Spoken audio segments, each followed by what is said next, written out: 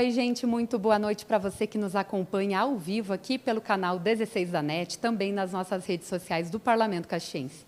A partir de agora, você vai assistir a um ciclo de palestras promovido aqui pela Comissão de Acessibilidade da Casa para falar sobre o Fevereiro Roxo, que é um mês de conscientização sobre as doenças Alzheimer, lúpus e fibromialgia. Quem preside essa comissão é o vereador Juliano Valim, do PSD. Vereador, ter esse momento de conversa sobre essas doenças e ter, inclusive, na plateia, pessoas que têm fibromialgia, por exemplo, é uma oportunidade de poder tirar dúvidas, as palestras vão ser com vários especialistas, então é uma oportunidade, de fato, para a comunidade que está aqui e também para quem assiste, né? Boa noite. Primeiramente, muito boa noite. Parabéns à TV Câmara, que está fazendo essa mega cobertura em rede nacional, né? E assim, é gratificante, porque no momento que eu me reelegi vereador e agora como presidente dessa Comissão da Acessibilidade, acho que pela primeira vez está tendo um encontro diferenciado, né? Porque onde que tem aí médicos, tem uma advogada, tem uma novidade muito importante para você que está nos acompanhando aí pela TV Câmara, um deputado estadual Dimas Costas, que hoje vem aqui trazer uma emenda parlamentar, uma verba, que será recursos que vão ser utilizados na área que é a fibromialgia, que é no lúpus, que é no Alzheimer, é uma doença complexa no nosso município, tudo em parceria com o Geraldo, que é hoje atual secretário da Saúde, que antes estava na direção junto do Hospital Ivrive Ramos, um trabalho que a gente já vem há longo tempo e que hoje estamos aqui colhendo os grandes frutos. E esse evento de hoje, essa audiência, essas palestras que serão exibidas, com certeza é um evento que irá agregar muitos valores para todos que estarão acompanhando, né, através da nossa TV Câmara, porque são pessoas especialistas na área. São direitos, conhecimentos de causas, como lidar com essas doenças que tem uma certa dificuldade, que é tremenda. Enfim, vamos aguardar aí agora nos próximos minutos, né, essas pessoas que são extremamente conhecedoras de causa, para que a população que esteja acompanhando possa ficar até o final curtindo essa audiência e, claro, que agregue valores, que é o principal para essas pessoas que estarão prestigiando. Muito obrigada e parabéns pela iniciativa, vereador, e parabéns pela equipe também que está organizando o evento aqui, que é tão importante, né? Obrigada. Com certeza, e quem ganha é a população caxiense, a Serra Gaúcha, o nosso estado, enfim, quem estiver assistindo, né, esse evento fantástico dessa noite aí, né, que a TV Câmara está aí fazendo toda essa cobertura aí, que show de bola. Muito obrigado. Obrigada, vereador. Agora a gente segue fazendo algumas entrevistas nesse início. Eu já convido o deputado Dimas, está todos aqui bem pertinho de mim, para a gente poder conversar um pouquinho antes desse evento. Deputado, seja bem-vindo a Caxias do Sul. O senhor vem com uma boa notícia para a cidade, né? Trazendo uma emenda parlamentar que vai ser investida num hospital que vai atender a população, né? Com certeza, né? É muito importante essa parceria com o vereador Juliano, que teve no nosso gabinete, solicitou o recurso e nós indicamos ali ao orçamento do Estado um valor de R$100 mil aqui para o hospital, que também vai beneficiar ações como essa que o Juliano faz tão bem, né? Então a gente fica muito feliz de poder estar ajudando o município. E essa emenda é específica para essas doenças? É para a saúde, né? E aí o Juliano já falou para mim que vai falar com o prefeito Adiló para direcionar especificamente a esses casos. É importante esse movimento dos parlamentares municipais com os estaduais e até federais, justamente porque é no município que se enxerga as realidades para solicitar, né? Com certeza, o vereador Juliano é um vereador que trabalha muito, né? Que está sempre junto à comunidade, então é importante ele levar esse olhar. Eu já fui vereador também, sei como é, para nós reconhecermos aonde está os problemas do município, para a gente poder destinar os nossos recursos, nossos esforços para poder sanar essas dificuldades. Muito obrigada, deputado. Parabéns pelo trabalho de vocês aí. Obrigada. Prazer poder estar falando com vocês. Igualmente, obrigada. Gente, agora a gente conversa com o secretário da Saúde, Geraldo. Boa noite, secretário. É uma oportunidade importante para a comunidade, para poder estar falando. Agora, a gente acabou de escutar o deputado dizendo dos recursos que vêm para a cidade, para poder atender à saúde. E a gente tem, não sei se parece, né? Eu não sei se é uma impressão, parece que tem um aumento de pessoas com fibromialgia, por exemplo, ou eu não sei se é no círculo, daqui a pouco o meu círculo familiar, que às vezes a gente acaba tendo casos próximos, né? Mas me parece que existe um aumento aí, né? Bem, inicialmente, parabenizar o vereador Juliano Valim, né? E na pessoa dele, a Câmara, que tem exercido um trabalho muito importante, né? De mobilização da comunidade em torno de algumas doenças, né? E para que a gente possa sempre envolver todos os segmentos nessa discussão, né? Não somente a questão da saúde, da Secretaria, né, do Poder Público, que está presente sempre, mas também envolver a sociedade civil organizada, né, principalmente aqueles que hoje mais sentem, né, algumas dificuldades, hoje especialmente em relação à fibromialgia, uma doença rara, que graças assim, aos recursos hoje que o município tem disponibilizado para o acesso a atendimento especializado, se busca fazer o diagnóstico, né? Então, muito se deve ao acesso das pessoas a um atendimento especializado em saúde, que vai demandar o quê? Os exames dos especialistas e aí chegar a um diagnóstico definitivo das doenças, né?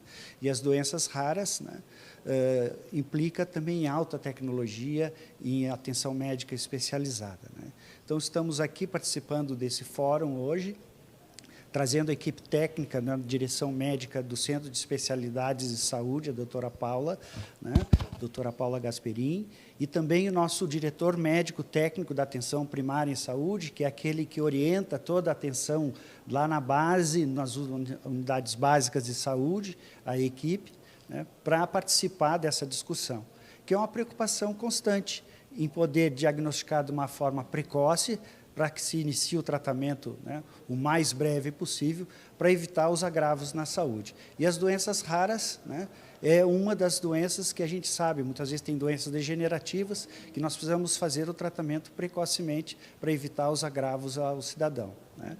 Agradecer agora também a oportunidade do deputado estadual Dimas Costa, que tem sido um parceiro através do vereador Juliano Valim, que tem trazido recursos para o hospital e também para o município, né? Os hospitais de Caxias, né? Especialmente agora, essa boa notícia que vai destinar das emendas parlamentares do Estado R$100 mil para a saúde de Caxias, né?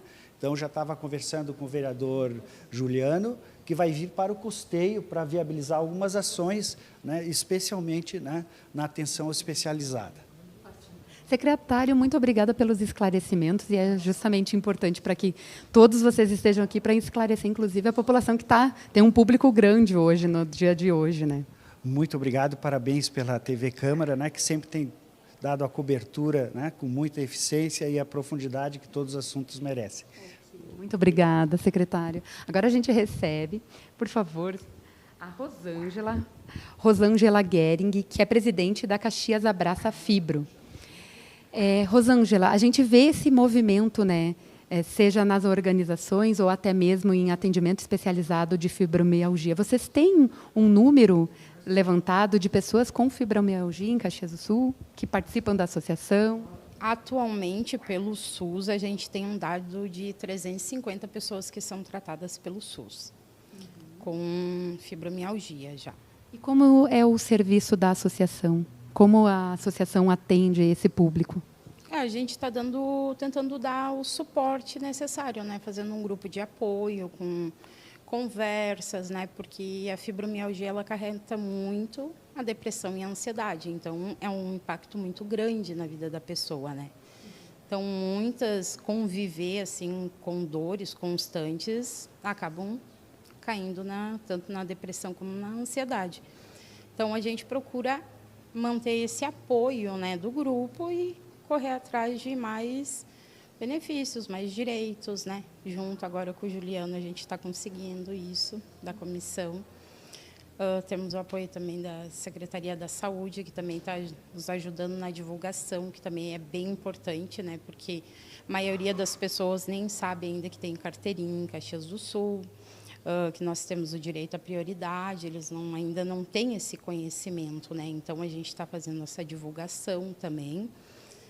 E também, junto com a secretaria, a gente pretende ampliar mais, né, essa conscientização, porque até os familiares eles também precisam muito desse suporte, né, para poder ajudar a pessoa, né, porque não é um momento muito fácil.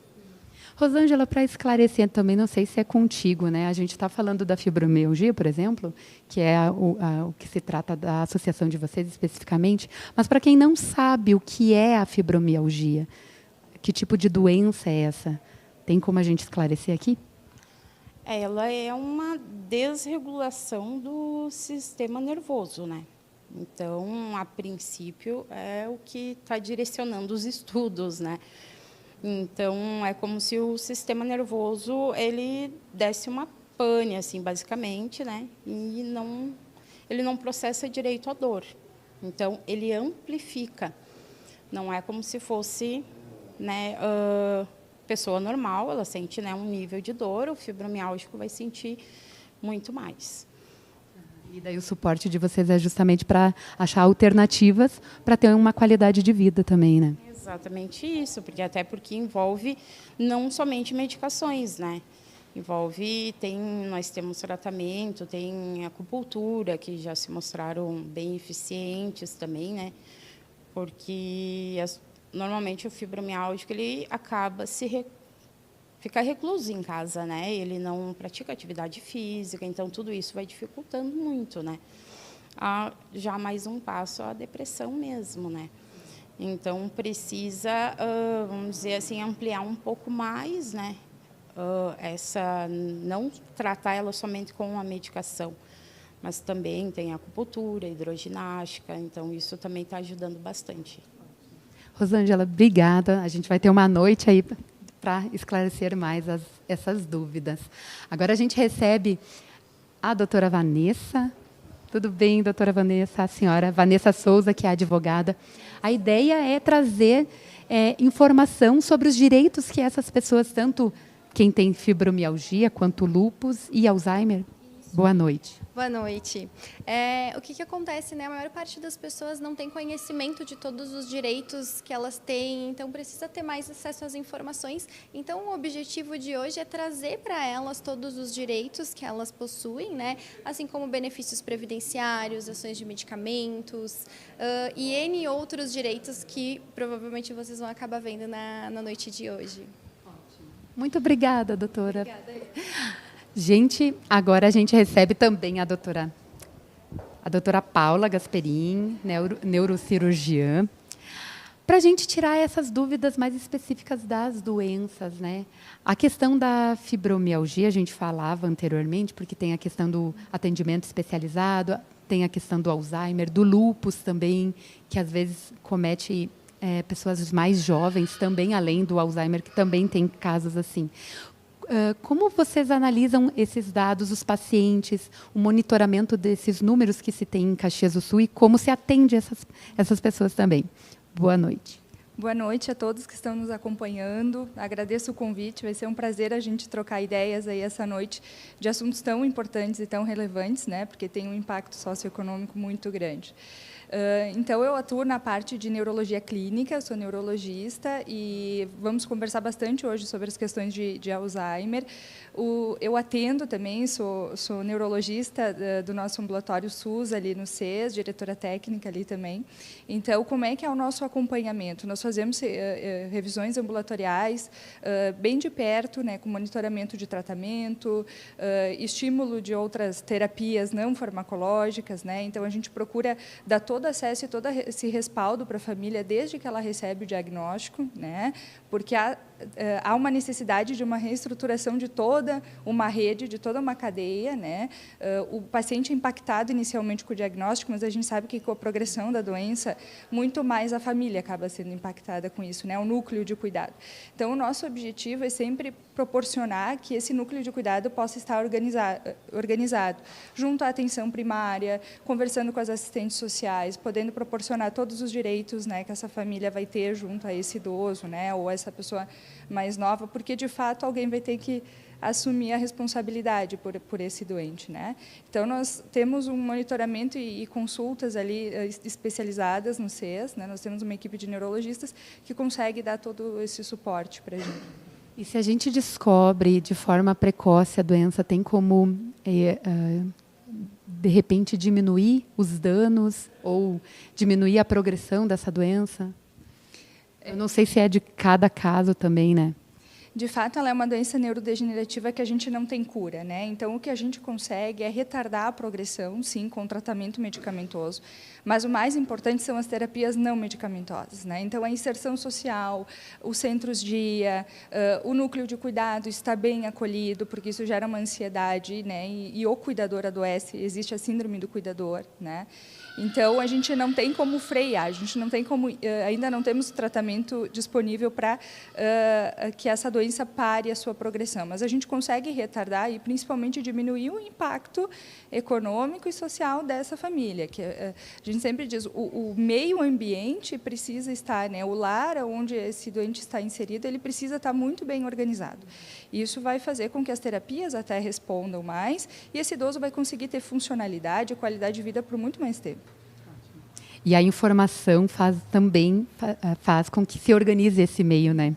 Obrigada, doutora, pelos esclarecimentos. A gente vai ter uma aula aqui. Muito obrigada. Agora a gente recebe, por favor. A gente recebe... eu tenho uma colinha, gente, porque é muito nome aqui. Doutor Gilson, né? Gilson Weber, fisioterapeuta. A gente falava ali com a doutora Paula sobre a questão justamente dessa atenção, né, desse cuidado, antes com a Vanessa com a questão da advocacia, né? A fisioterapia é fundamental para todos esses pacientes, seja para quem tem lúpus, fibromialgia e também Alzheimer, né? Exatamente. Boa noite a todos que nos acompanham. A fisioterapia ela faz parte desse escopo de tratamento, de acompanhamento e suporte do paciente, trazendo qualidade de vida para o paciente e mantendo a mobilidade dele, podendo ter uma melhor evolução do quadro como um todo, né? Inserindo ele, inclusive, em tratamentos que possam ser executados em grupos, onde ele tem um convívio social, além de receber o tratamento fisioterápico, que são uma série de condutas que podem ser como acupuntura, eletroterapia, fototerapia, laser. São várias técnicas e recursos que são usados dentro da fisioterapia para abordar esses pacientes. A gente falou bastante aqui no início da fibromialgia, mas o lúpus também provoca dor. Como é que funciona a doença? Na questão da fisioterapia, como ela é necessária nesse sentido? São duas enfermidades bem distintas, né? Uma existe mais um enrijecimento da musculatura, não tanto a questão do que nem o lúpus enrijece mais a musculatura e a fibromialgia existe mais a questão de dor, né? Então, a gente tem condutas e abordagens diferentes para cada caso e cada paciente é individualmente avaliado e visto sua necessidade. Em todos os casos é necessário justamente para ter mais qualidade de vida, como você mesmo salientou, né? É fundamental a atividade física e o acompanhamento da fisioterapia para melhorar a qualidade de vida e dar suporte a esse paciente. E também a família, porque se consegue com que esse paciente tenha maior mobilidade e maior independência no decorrer da doença. Obrigada. Obrigada. Agora a gente recebe a participação. Pode vir, Fabiano. Fabiano Fernandes. Também, inclusive, o próprio secretário citou você ali, que estaria aqui conosco presente também, que é diretor clínico, né? Isso aí. Fabiano, a gente tem, inclusive, quando a gente falava de outras formas que não sejam medicamentosas, existem, inclusive, movimentos aí até de utilização, não sei se vai ser abordado na noite de hoje, mas existem, inclusive, estudos utilizando óleo de cannabis para fibromialgia, por exemplo. Então, existem estudos justamente para se pensar uma qualidade de vida para esses pacientes também, não só fibromialgia, como lúpus e Alzheimer, né? Sim, boa noite a todos. Obrigado pelo convite para poder conversar sobre isso.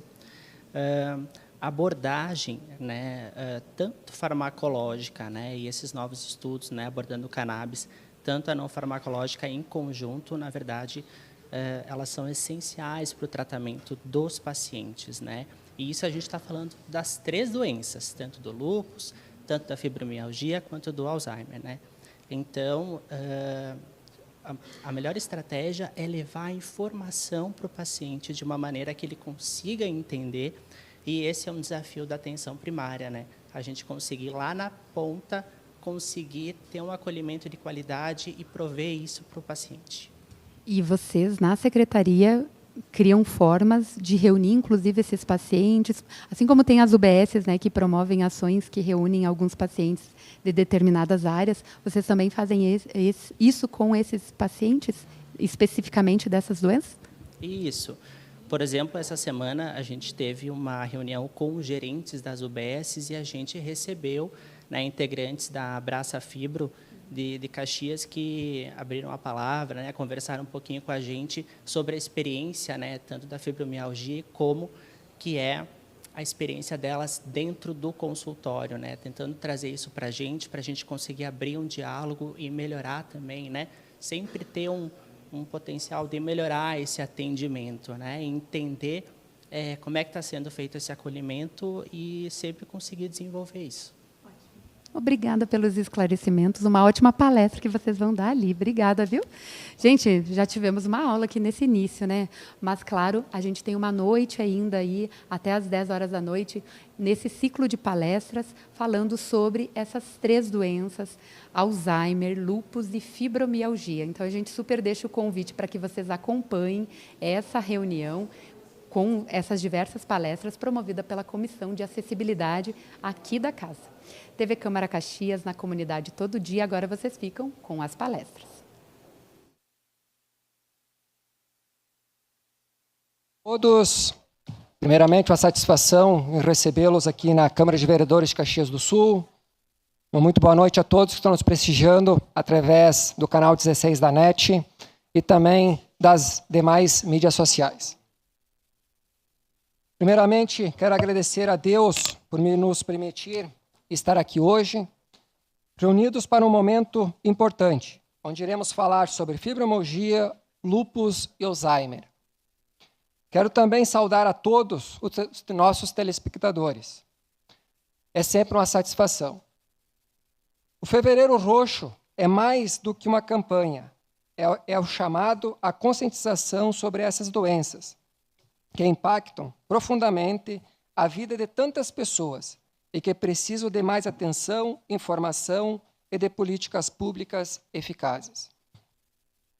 Agradeço a presença de todos que vieram prestigiar este evento, em especial médicos, advogados, o deputado Dimas Costa, que veio com uma grande notícia para nós hoje nessa audiência pública. Enfim, a todos que estão aqui presentes. Que esta noite seja de aprendizado, de fortalecimento e luta por mais qualidade de vida e dignidade para todos. Agradeço aos meus nobres colegas vereadores que se fazem aqui presente. Eu sou Juliano Valim, sou presidente da Comissão da Sensibilidade.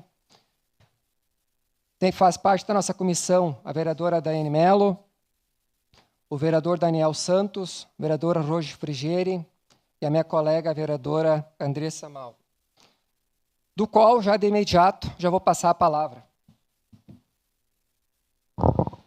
Pois não, senhor presidente dessa comissão, assessor político Edson da Rosa, Paulo Abrela, assessor político, vereador Aldonei Machado, Guilherme Rodrigues, representante do vereador Aldonei Machado, vereadores presentes, Rose Frigieri, Andressa Malman, Capitão Ramon, Adriane Furtado, diretora-geral da SEMA, coordenadora da Coordenadoria da Mulher, Giane Carla Schulz, ex-vereador Gilfredo de Camires e coordenador de Coordenadoria da Acessibilidade, secretário adjunto da Administração, Tecnologia e Inovação, Flávio Cassina, secretário da Saúde, Geraldo da Rosa Freitas Júnior. Seria isso, presidente? Mais uma vez, agradecendo, então, a presença de todos.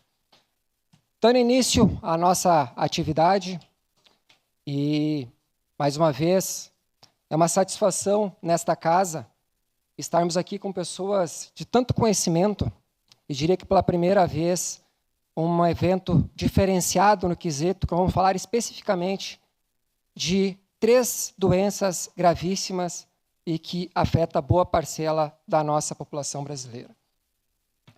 De imediato, vamos convidar, então, a nossa representante da Caxias Abraça a Fibro, para fazer o seu primeiro pronunciamento. Pode ser aqui da tribuna.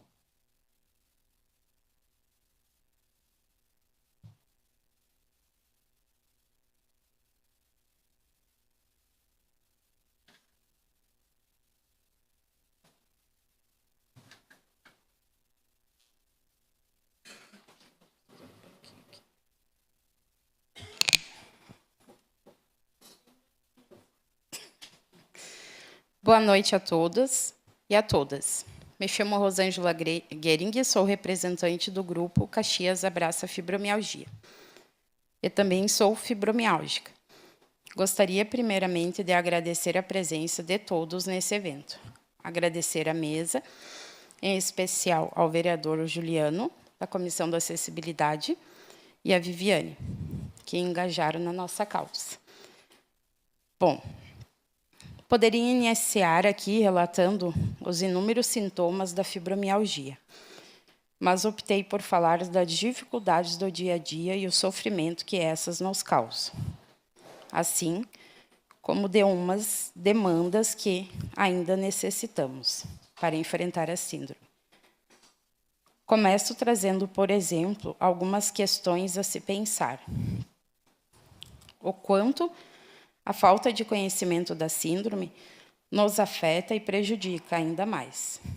A síndrome ainda é, em sua maioria, um tabu para a sociedade. O quanto é desgastante para nós explicar sempre que acordamos com dor e dormimos com dor. Isso sem falarmos dos sintomas que ela causa. Quantas vezes nossas esperanças caem por terra quando entramos em consultórios médicos ou nossos familiares e amigos nos dizem: você precisa se ajudar, precisa se levantar, precisa mudar sua alimentação, fazer mais exercícios, como se nossa condição fosse falta de vontade. Agora eu pergunto, onde encontramos forças necessárias para tudo isso? O quanto o psicológico irá aguentar tantas cobranças de pessoas que já chegaram ao seu limite? Aqui temos um agravante de saúde pública. A taxa de suicídio é de alto risco, pois em um grupo hoje, com um pouco mais de 100 pessoas aderidas, temos relatos de mais de 10 que já chegaram a esse extremo de tentar o suicídio e muitas vezes mais de uma vez. Então, aqui não é só dor crônica, é risco de perder uma vida por não suportar conviver com a dor.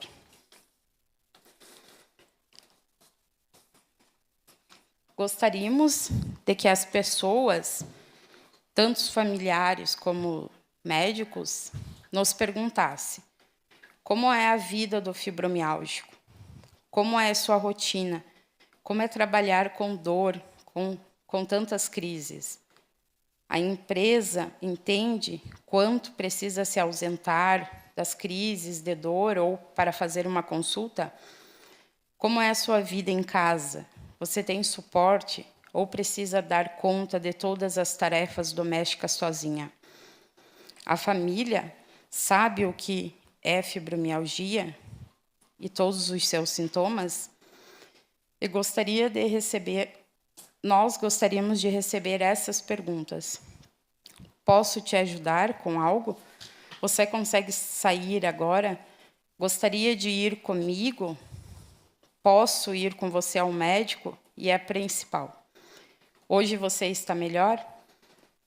É preciso entender que colocar mais pressão em pessoas que já estão no seu limite não é a solução. Certas palavras desnecessárias só irão piorar sua atual condição. A família deve ser o principal suporte, com atitudes e palavras de otimismo e empatia, pois a maioria de nós está lutando todos os dias por essa família. Então, hoje é um dia onde podemos falar e dar voz a essa síndrome que tanto nos causa dor, roubando nossas forças e nos levando, em muitos casos, ao isolamento. Uma das causas que nos leva a ter a depressão e a ansiedade. Gostaríamos de pedir e dizer que precisamos do apoio de todos que estão aqui, tanto da rede pública, quanto política e também da família, para enfrentar a fibromialgia. É aqui que dizemos o que se precisa compreender é que a capacitação é uma prioridade também, pois é onde buscamos o primeiro diagnóstico, assim como quando estamos com crises de dor. A equipe tem que ser nossa referência, e só assim não precisaremos buscar outros locais, como a UPA. Fortalecer e criar um vínculo entre o paciente fibromialgico e seus médicos, tanto os clínicos como especialistas, é fundamental, pois a maioria de nós procura ser ouvidas em suas queixas, e nem todas as dores são somente da fibromialgia. Precisamos encontrar apoio e acolhimento em UBSs e UPAs, por mais de 60% das pessoas fibromiálgicas têm ou terão depressão e ansiedade, o que potencializa as dores, dificultando ainda mais o controle da doença. Assim como se faz de extrema importância que tenhamos acesso ao tratamento multidisciplinar, como psicólogos, medicina alternativa, como acupuntura e hidroginástica, pois já é comprovado cientificamente os benefícios que causam, assim como a ajuda na redução de medicamentos e como grande melhora na depressão e ansiedade. Esses tratamentos podem ajudar a trazer mais qualidade de vida a essas pessoas, assim, sem esperança. O que esperamos hoje também é trazer um pouco de conhecimento e enfatizar que as leis que temos hoje, tanto municipal como estadual, é que essas precisam ser cumpridas para sabermos a lei estadual. Ela foi sancionada ano passado, no Rio Grande do Sul, equipara as pessoas com fibromialgia a PCDs. Porém, ainda na prática, o que vê é que as leis ainda não são cumpridas por completo. Então, pedimos que nos ajudem, que em Caxias nossos direitos sejam garantidos, assim como pedimos por mais políticas públicas que possam beneficiar e proteger os direitos dos fibromiálgicos. Mais uma vez, em nome do grupo, agradeço a presença de todos. Obrigada.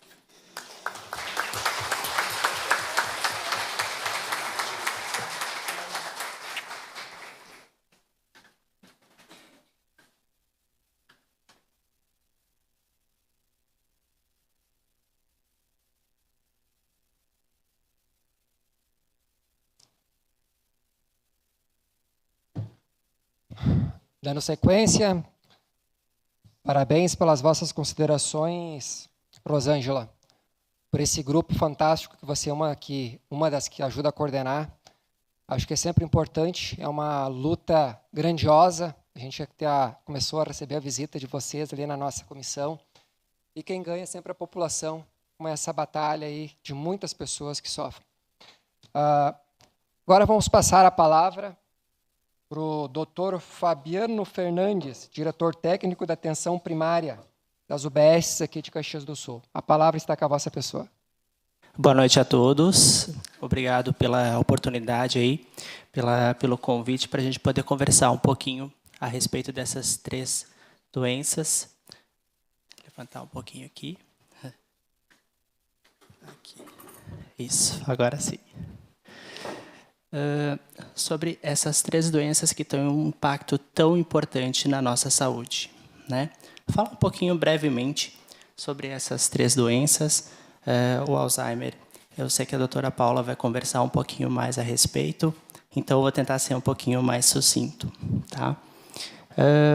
Em relação ao lúpus, né, a gente entende que o lúpus ela é uma doença crônica, inflamatória e autoimune. O que é autoimune? Os nossos anticorpos, que protegem a gente contra micro-organismos externos, se viram contra a gente e começam a lesar os nossos próprios órgãos. Tá? E isso pode se manifestar de diferentes formas no corpo, né? Pode se manifestar como uma doença leve, né, isolada na pele, por exemplo, ou chegando a ser muito grave, acometendo rins ou o sistema nervoso. O lúpus, basicamente, é uma doença muito mais comum em mulheres, né, de 9 mulheres para 1 homem. Né? E qual que é a causa do lúpus? É um conjunto de sistemas, né, um conjunto de fatores. Então, fator ambiental, genético e até infeccioso. Pode passar? E falando brevemente a respeito dos sintomas, né, pode ocorrer em crises agudas, pode ser insidiosa. Né? E, basicamente, os locais mais característicos é a pele, articulações, né, acometimento renal e até o sistema nervoso central, podendo o paciente ter convulsões ou sequelas neurológicas nesse sentido. E esse, então, é um desafio lá na ponta, né? Um desafio dos médicos da UBS conseguir identificar essa doença, né? Organizar através de uma anamnese, né? Um exame físico, exames laboratoriais, dosar anticorpos, entender que, de fato, é uma suspeita de lúpus e, a partir daí, eu consigo encaminhar para o reumatologista para dar andamento a essa investigação. Aqui eu tenho uma tabela, que esse é do informe da Vigilância Epidemiológica de Caxias, tá, que eles fizeram em 2021 a 2024, e vocês viram como que aumentou isso, né? Inclusive em 2023, quando começou o CID, né, que é aquele código da doença ser colocado no sistema, é que teve também esse pulo ali, né, de registros. E vocês veem que isso, só nessa tabela, são as UBS, UPAs e CES. Então, vocês pensam que a população acometida por essa doença ela é muito maior, né? Em relação ao tratamento, então, a gente sabe que o lúpus não tem cura, mas tem um tratamento, um controle adequado, né? E os medicamentos, eles são variados, varia de acordo com cada caso, né? A gente pode se utilizar de corticoides, imunossupressores, né, antimaláricos, que hoje a gente conhece como hidroxicloroquina, que é um exemplo mais famoso, anti-inflamatórios também. Mas não só a questão medicamentosa, a gente precisa trazer informação para esse paciente. Ele precisa ter certos cuidados. Um paciente com uma lesão dermatológica, uma lesão na pele, ele vai ter que ter cuidado em ter exposição ao sol. O paciente com lúpus, ele tem uma facilidade em criar placas de gordura nas artérias. Então, ele vai ter que ter uma vida ativa, fazer exercícios, não pode fumar, né? Então, é isso que a gente precisa trazer para ele.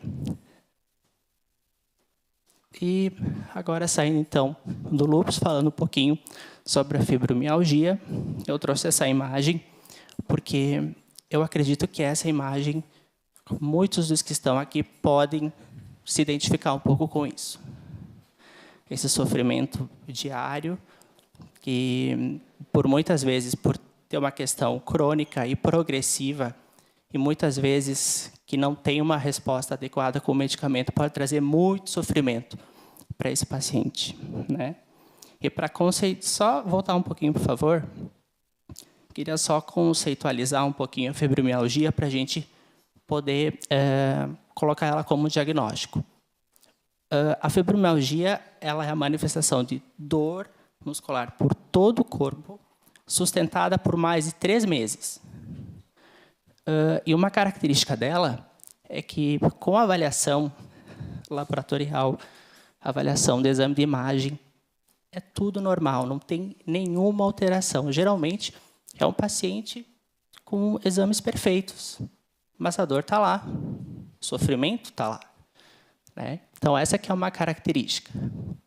E, com o tempo, com esse sofrimento, né, acarreta piora do sono, e está muito associado a transtornos psiquiátricos, principalmente depressão e ansiedade. Pode passar, por favor? Em relação ao tratamento, então, para ser um pouquinho mais sucinto, fundamental a questão não farmacológica, essa questão do exercício físico, esse é um ponto fundamental, porque é difícil, exercício físico, o paciente sente dor, né? Tem que ter esse acompanhamento frequente com o médico, com o educador físico, para entender o limite de cada paciente, né? A gente sempre fala que uma prescrição de exercícios aeróbicos de média intensidade seria o start, assim, para a gente começar esse tratamento. E existe uma série de medicamentos específicos para dor crônica, dentre eles a amitriptilina, que é uma medicação disponível na nossa rede também. Em relação aos erros comuns, né, a primeira delas é o médico encarar aquilo somente como uma doença psiquiátrica e ignorar a dor. Isso é um erro gravíssimo, né? Outra questão também é prescrever medicações de forma abusiva ou indiscriminada, porque muitas vezes o próprio paciente vem porque ele está tomando a medicação e não está dando efeito. Doutor, estou tomando remédio, eu estou com dor, não está adiantando. Ah, mas a gente aumentou a dose, não está adiantando.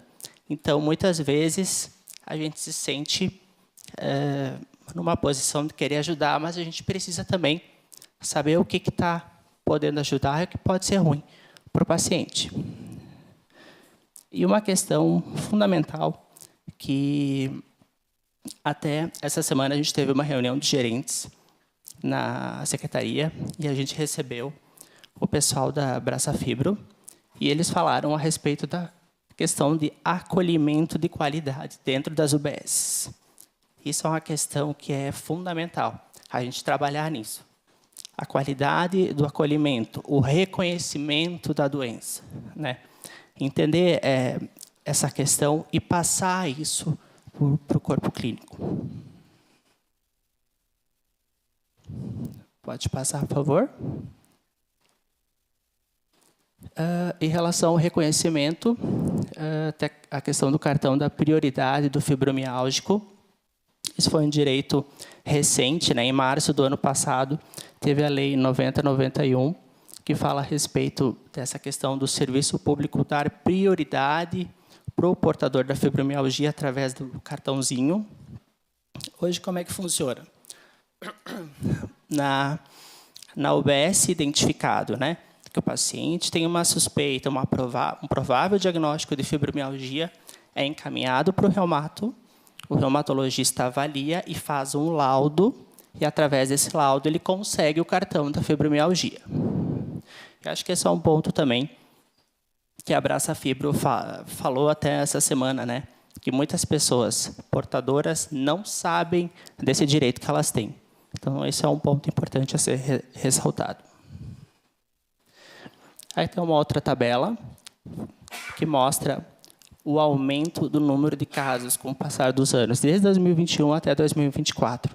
A gente tem 720 atendimentos somente em 2024, isso em UBS, UPAs e o Centro de Especialidades em Saúde.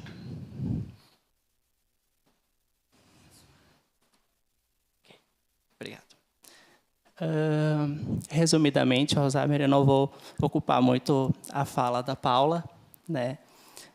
Mas o Alzheimer tem um impacto muito importante dentro da atenção primária de Caxias. A gente entende hoje que é fundamental o médico lá na ponta entender a suspeita, né, o quanto antes, porque quanto antes a gente entender que há uma suspeita importante, a gente começa a realizar um tratamento de qualidade. Acho que esse é o principal ponto, né? E o Alzheimer ele não impacta somente a vida do paciente, impacta toda a família. Todos que estão cuidando, principalmente os cuidadores, que é o que a gente vê também, né? A gente percebe que não é só o paciente que está passando por um processo da doença, mas quem está na volta dele também acaba sendo impactado por isso. Acho que pode passar. Vou falar brevemente a respeito do diagnóstico, tá? Com uma avaliação inicial, através de questionários, a gente, tendo uma suspeita importante, encaminha para o neurologista, e o neurologista, né, pode solicitar algum exame de imagem mais específico, né, e dar continuidade ao tratamento. E a causa, também, a causa multifatorial, mas principalmente a concentração de proteínas beta-amiloide no cérebro, né? Eu vou deixar essa parte também um pouquinho mais para a Paula poder falar. Mais uma tabela mostrando, né, os dados de atendimento do informe epidemiológico em Caxias. E o tratamento, né, a principal forma de tratamento é por forma dos medicamentos, mas também ressaltando essa questão, né, do tratamento não farmacológico, a questão da fisioterapia, da psicoterapia e terapia ocupacional junto, né, que tem um impacto muito melhor no desfecho desse paciente. E se não houver cura, que haja conforto, né? O lema da campanha do Fevereiro Roxo. A gente sabe que a fibromialgia, o lúpus e o Alzheimer, eles são condições bem diferentes entre si, mas em comum, né, a gente sabe que não tem cura, mas tem um controle muito adequado. E o primeiro passo para isso é fornecer uma informação de qualidade, acolhimento, né, acesso, né, a esses pacientes que eles precisam, né, e sempre o acolhimento de qualidade, né, que é o que a gente precisa desenvolver na atenção primária. Acredito que seja isto.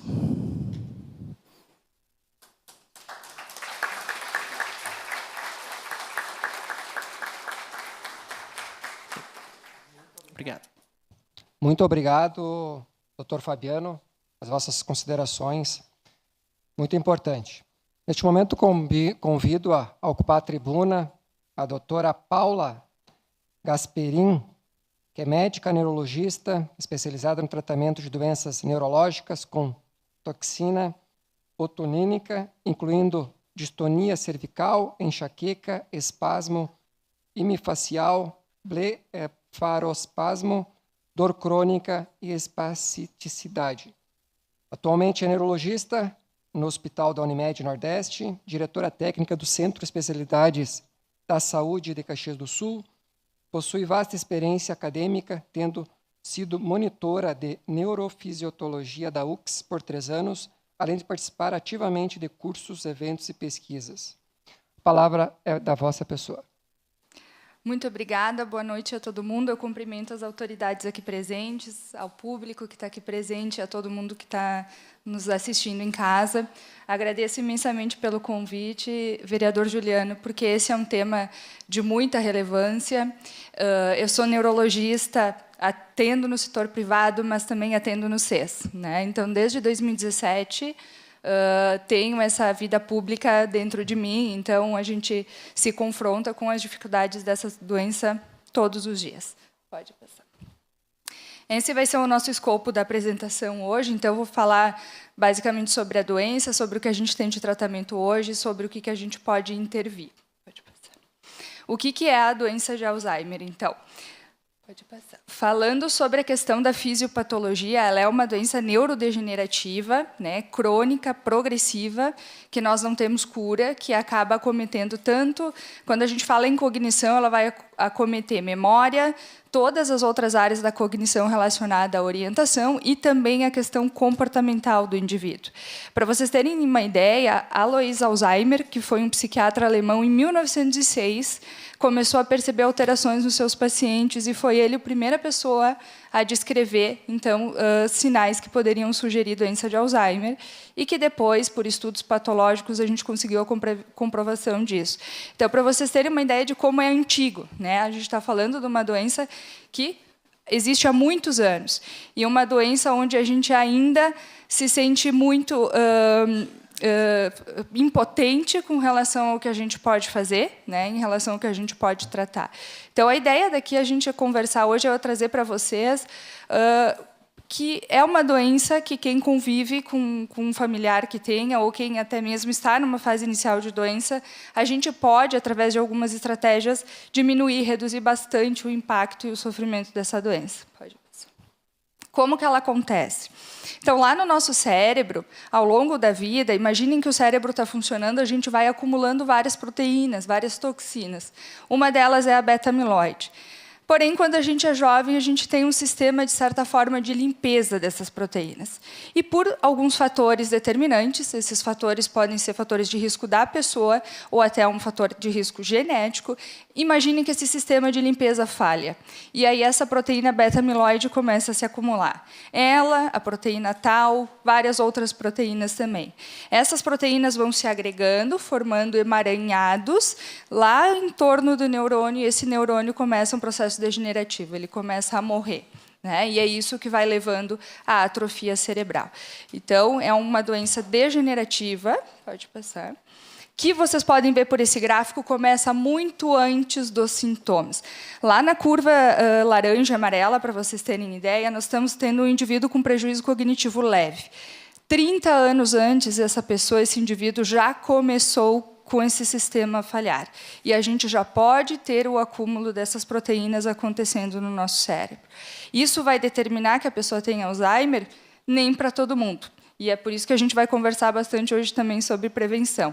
Mas, para vocês terem uma ideia, que ela é uma doença que é um contínuo. Ela não começa quando a pessoa está com a queixa de esquecimento. Ela já começou muito tempo antes. Pode passar. As estatísticas globais nos assustam, porque, para vocês terem uma ideia, os últimos dados, então, da Organização Mundial de Saúde até 2023, nós temos aproximadamente 55 milhões de pessoas no mundo com Alzheimer. E isso vai crescer exponencialmente. A gente imagina que até 2050, mais ou menos, a gente vai ter em torno de 100 milhões de pessoas no mundo vivendo com a doença. A doença de Alzheimer ela corresponde a 60% a 70% dos casos de demência. Quando a gente fala demência, não é só o Alzheimer, nós temos vários tipos de demência. Mas desse grupo de demências, de doenças relacionadas à cognição, 60% a 70% é o Alzheimer, então é o mais comum. É aquilo que antigamente a gente ouvia falar, a famosa demência senil. Boa parte, então, da demência senil, muito provavelmente, é o Alzheimer, né? A incidência, volta um pouquinho, aumenta a cada 5 anos a partir... A gente sabe que a cada 5 anos, a partir dos 65 anos, essa chance dobra. Então, a gente considera a fase senil e pós-senil 65 anos, e a cada 5 anos a gente vai dobrando o risco de ter Alzheimer. A gente diz que o principal fator de risco, além das doenças, é ter idade, né? Como eu falei, com a idade o nosso sistema vai falhando, então só o fato de ter a idade a gente já está em risco. né? Essa incidência ela é muito maior, então, em população idosa, e ela tem uma incidência muito maior em mulheres também. Pode passar. No Brasil, os nossos dados até 2023 é de aproximadamente 2 milhões de pessoas convivendo com isso, e a gente sabe que os fatores de risco de doença, diabetes, sedentarismo, hipertensão, obesidade, são fatores primordiais para a evolução disso. Recentemente saiu um estudo muito legal de colegas meus lá da PUC em Porto Alegre, né, que tem um centro de pesquisa grande lá no Instituto do Cérebro, que mostrou que no Brasil o principal fator de risco para Alzheimer é a baixa escolaridade, a falta de educação, né? Então, a baixa reserva que a gente conseguiu criar ao longo da vida pode nos levar a ter o Alzheimer. Então, é mais um ponto, né? Precisamos investir em educação e precisamos investir em saúde. Pode passar. Qual que é o tamanho do problema? Nós estamos falando agora, em 2030, em torno de 2,78 milhões de pessoas convivendo com Alzheimer. Os nossos dados no Brasil, então, em 2050, a gente vai ter 5,5 milhões. Pode passar. E como é que... Pode passar. Como é que isso acontece proporcionalmente com a idade, né? Então, como eu falei que a idade é um fator de risco, a partir dos 85 anos, 20% das pessoas com 85 anos têm Alzheimer, não sabem ou não foram diagnosticados. O RENADE, que é a Relação Nacional de Demência, que a gente tem, que é um projeto grande do governo, junto ao PROAD e ao Oswaldo Cruz, lançou os dados desse estudo ano passado, então, que é o impacto econômico do Alzheimer no nosso país. A gente sabe que hoje uma família com alguém com Alzheimer paga por 73% das despesas desse doente. Então, olha o impacto que isso gera numa família.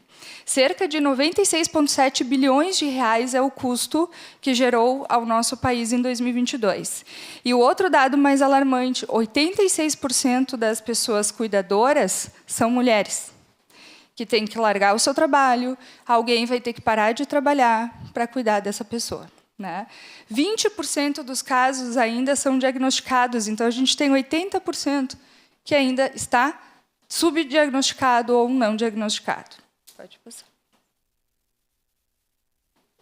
Quando a gente fala com relação a custo, a gente leva em consideração custos diretos, que são aqueles custos relacionados aos sistemas de internação, de atendimento ambulatorial e de medicamentos. Aos custos indiretos, que é o custo do cuidador, da família, de toda a rede que cuida, porque baixa a produtividade, tem que parar de trabalhar para cuidar desse doente. Os custos diretos sociais, que são as instituições de longa permanência, os centros-dia e os serviços de atenção domiciliar, e os custos médios por pessoa. Para vocês terem uma ideia, como o Alzheimer é uma doença que ela acontece em fases, uma fase inicial tem um custo de aproximadamente R$ 2.100 para aquela família. Quando o doente entra numa fase intermediária, esse custo sobe R$ 1.000. Quando ele vai para uma fase mais avançada, a gente está falando de R$ 1.500 a mais. Então, a gente está falando de um acréscimo de um salário mínimo, praticamente, numa família onde alguém parou de trabalhar para cuidar. Pode passar. Como é que a gente faz o diagnóstico? O diagnóstico ele envolve avaliação clínica, que é o médico lá na ponta, então, o da atenção primária, que vai fazer os primeiros diagnósticos, né? Vai aventar a possibilidade de ser doença de Alzheimer, vai encaminhar para o especialista, vai referenciar, e, a partir daí, a gente vai começar alguns testes cognitivos que vão nos nortear. Além disso, exames laboratoriais, que são fundamentais para a gente descartar realmente outras doenças, ver se é realmente uma doença de Alzheimer, e exames de imagem. Então, na avaliação clínica, o que o médico vai levar em consideração? Quais são os principais sintomas? Prejuízo de memória, eu acho que todo mundo sabe que há dificuldade de memória, o idoso, né, o indivíduo começa a ficar esquecido, ele começa a ter isolamento social, porque ele já não consegue se comunicar como antes, ele já tem dificuldade de encontrar as palavras, tem dificuldade de planejar as suas tarefas, então ele já não consegue mais se organizar na sua rotina do dia a dia. Ele tem confusão espacial e temporal, começam a acontecer lapsos, né? Então, aquelas queixas que a gente vê, não lembro mais aonde guardei tal coisa, estou sempre perdendo alguma coisa, fui andar de ônibus, me perdi, não sabia onde é que estava, ou já não sabia mais como voltar para casa, né? Começa a perder bastante objetos, dificuldade de concentração, alterações de humor. Então, isso é uma coisa que é muito importante, porque muitas vezes a gente acha que é só a memória, mas o declínio cognitivo ele envolve também alterações comportamentais e de humor. Então, daqui a pouco, aquela pessoa que, de uma hora para outra, está progressivamente mudando muito a sua personalidade, está estranho, está diferente, cabe uma avaliação, né? E dificuldade, então, para fazer as suas tarefas do dia a dia. Os exames neuropsicológicos que a gente faz, basicamente, é o mini exame do estado mental, que é uma sequência de vários testes que a gente vai avaliar a memória, e o teste do relógio, que também trabalha bastante a questão visoespacial. Com relação aos exames de imagem, a gente sempre fala muito, né? Estou esquecida, quero uma ressonância. Para vocês verem como eu botei nessa ordem, né? O exame de imagem não exclui a avaliação anterior. O médico ter conversado, solicitado exames, ter feito aqueles testes todos. No exame de imagem, o que a gente vai ver vai ser uma atrofia cerebral. Então, nós vamos ver aquelas estruturas que estão marcadas com a seta lá, que são os hipocampos. Ali, vamos dizer que é o nosso centro de memória mais recente no cérebro, né? E é onde o processo degenerativo se inicia. Nós temos hoje, a ciência evoluiu muito, nós temos a capacidade já, infelizmente mais a nível privado, de fazer a dosagem de biomarcadores da doença, que nada mais é do que a gente ver realmente se aquela pessoa tem os depósitos daquelas proteínas beta-amiloides ou não, diferente da ressonância, que é mais uma imagem, né? Mas esses biomarcadores é uma coisa que ainda não está acessível para todo mundo, mas é uma coisa que vem evoluindo, mostrando que muito está se estudando a respeito de diagnosticar cada vez mais precoce essa doença. Então, aqui, com relação às fases da doença, a gente vê que ela compreende 3 fases principais. A fase inicial, a fase intermediária e a fase avançada, né? Então, na fase inicial, nós vamos ter aquela pessoa que está com lapsos de memória, com sintomas mais sutis, esquece o que alguém falou, esquece o que já falou, não lembra que já comentou alguma coisa, começa a ficar mais repetitivo, esquece aonde coloca as coisas, né? Mas a pessoa ela ainda é funcional, ela ainda tem a sua vida, isso não prejudica ela. Na fase moderada, a gente já vai começar a ter um prejuízo. Essa pessoa ela já se perde um pouquinho mais no espaço, se perde mais no tempo, não sabe que dia que está, né? Ela já começa a depender um pouco mais da rede de cuidado, não consegue tomar seus remédios mais sozinha. E na fase avançada, a gente vai ter realmente aquela pessoa que já não reconhece mais seus familiares e que está completamente dependente para tudo nas suas atividades diárias, de higiene, se alimentar e tudo. O que a gente pode fazer, então, falando sobre Alzheimer? Já que é tão prevalente, tem vários estudos mostrando que tem alguns fatores de risco que, desde que prevenidos desde muito cedo, a gente consegue prevenir 50% da nossa chance de ter Alzheimer. Então, olha como é um valor grande. Conseguir prevenir 50% é muito numa doença que a gente está falando, que é extremamente prevalente. E essa prevenção começa lá antes dos 45 anos. Qual que é o primeiro fator que vocês olham lá na ponta? A baixa escolaridade. Então, esse é o primeiro fator a ser prevenido, né? Nós precisamos estimular estudo. Educação preserva o nosso cérebro. Depois disso, a gente tem hipertensão, obesidade, perda auditiva. Isso é uma outra coisa que a gente briga muito, né? Muitas vezes a gente deixa para colocar prótese auditiva num idoso quando ele realmente já está surdo.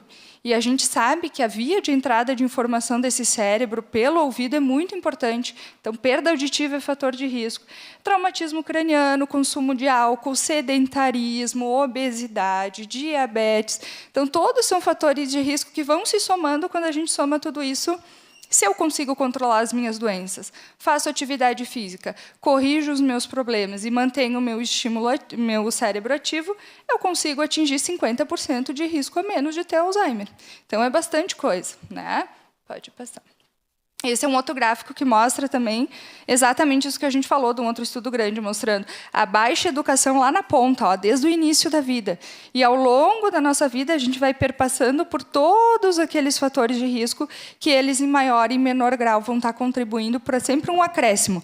É 7% a mais, 5% a mais, 4% a mais que a gente está tendo de risco. Pode passar. Então, quais são os 5 pilares fundamentais? Eu botei isso aqui porque é para todo mundo gravar, tá? Esses são os 5 pilares fundamentais que a gente fala da medicina do estilo de vida, que é o conseguir envelhecer melhor, né, e prevenir o Alzheimer. A alimentação, né? A gente sabe que os alimentos ricos em farináceos, açúcar, tudo isso tem um fator inflamatório muito grande. E o nosso cérebro não gosta muito desse tipo de alimento, ele prefere gorduras saudáveis e proteínas, né? Isso é um outro problema num país como o nosso, onde a gente tem pobreza, a gente tem muita gente que mal consegue comer o carboidrato. Quem dirá comer proteínas e gorduras, né? Exercício físico, inserção social. Então, estar em convívio com as pessoas, isso é fundamental. Isolamento social no idoso é doença, é igual a envelhecimento. Saúde emocional e o controle de todas as suas doenças. Pode falar. Com relação às intervenções cognitivas, a gente fala muito... Pode passar. A gente fala muito sobre a importância do centro-dia para a pessoa idosa. Tá? Isso é uma coisa, uma política pública que a gente precisa falar mais sobre isso e investir mais sobre isso. Porque é no centro-dia onde aquele idoso vai estar acolhido. Vocês imaginam, então, para aquela família onde alguém tem que parar de trabalhar, né? Conviver 24 horas por dia com uma pessoa onde ela está se transformando. Porque é isso que eu escuto dos meus pacientes, né, e dos cuidadores, e de quem cuida, que geralmente é algum filho. É a perda do reconhecimento daquele indivíduo. A pessoa ela vai se transformando naquilo que não era. Então, os filhos já não reconhecem mais, mas o meu pai não era assim, a minha mãe não era assim. Então, ter um centro-dia onde a gente possa proporcionar musicoterapia, fisioterapia, fonoterapia, porque muitos desses doentes vão internar por engasgo, fazem broncospasmia de aspiração, porque já não conseguem mais ter esse reflexo, né? Então, isso é muito importante. Com relação ao tratamento, então, assim como o Fabiano falou, o que a gente tem disponível hoje no mercado? Nós temos os medicamentos que a gente tem, é o que a gente chama de anticolinesterásicos. São 3 moléculas que a gente tem disponível na rede SUS já, né? Que elas vão retardar a progressão da doença, mas elas não evitam. A gente não tem nenhuma medicação ainda no Brasil que realmente pare a progressão dessa doença. Tá? Por isso é muito importante as terapias não farmacológicas, porque não adianta a gente só dar remédio e aquele idoso estar inserido num ambiente onde não estimule ele, onde não consiga proporcionar, né, atividades mais lúdicas, uma pintura, um crochê, algum artesanato, alguma coisa assim. Né? Nós temos pesquisas em andamento, não no Brasil, mas já fora. Nós temos medicações sendo aprovadas, que são as anti-beta-amiloides. São medicações onde elas vêm com o intuito de tirar aquelas placas beta-amiloides do cérebro. Nos Estados Unidos foi aprovado, mas ainda assim a gente, da Sociedade de Neurologia, com muitas ressalvas, porque tiveram efeitos colaterais ainda muito importantes. E é por isso que eu digo, a gente bate muito na tecla como neurologista, que a prevenção do Alzheimer ela começa desde sempre. Ela não tem que começar quando a gente se aposenta, porque às vezes é muito isso que eu vejo, assim, né? A gente para de trabalhar, não, agora eu vou cuidar do meu cérebro, né? E aí, como vocês viram, isso começa muito antes, né? O mais importante de tudo, então, é o suporte ao paciente, aos familiares. A gente precisa construir e ter núcleos de apoio. Existe muito o que a gente chama que é a síndrome do cuidador. Quem cuida adoece junto. Então, nós precisamos ter assistente social, psicoterapia, os centros-dia, fono, fisioterapia, tudo isso que possa contemplar e deixar esse núcleo familiar e esse cuidador mais tranquilo com relação ao cuidado do seu doente, né? E eu encerro a fala de hoje com essa foto. Essa é a minha avó, né? Minha avó está com 85 anos, diagnosticada com Alzheimer há 4 anos. Infelizmente, esse ano tivemos que tomar uma decisão, que é colocar ela num lar geriátrico, né? Porque realmente, por mais que a gente tenha estrutura e capacidade, o cuidado é muito mais complexo do que a gente imagina. E olha como está, né? Pintando, fazendo máscaras, né? E é com essa imagem, então, que eu desejo um excelente Natal para todo mundo e que a gente possa ter mais esse espaço de conversa e de troca para a gente melhorar o cuidado dos nossos idosos. Muito obrigada.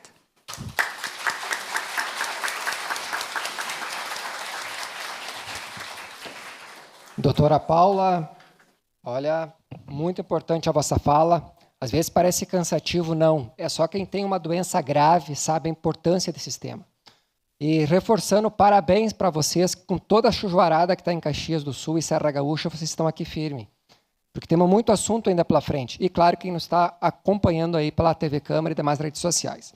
Devido a essa chuvarada, tem temporal no estado. E o nosso deputado Dimas, recentemente, vocês observaram que ele está diretamente no telefone, estão chamando ele devido a uns alagamentos aí em algumas cidades do estado, inclusive São José do Sul, né, que ele vai ter que se direcionar para lá em seguida. Então, nós vamos antecipar a fala do nosso deputado, que tem notícias boas para essa nossa audiência, que em seguida ele vai ter que estar se direcionando para a capital gaúcha e para outra cidade. Deputada, com a vossa senhoria.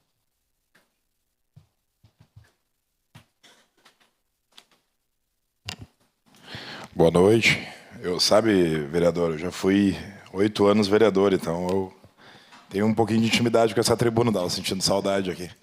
E admiro muito o trabalho de vereadores como o senhor aqui, já dando uma boa noite para o senhor e elogiando a sua iniciativa, né? Conheço o seu trabalho de longa data e sei do valor que o senhor dá para os seus eleitores, que lhe colocaram aqui na Câmara de Vereadores, trabalhando muito diariamente. Eu sou um admirador do seu trabalho, o senhor sabe disso.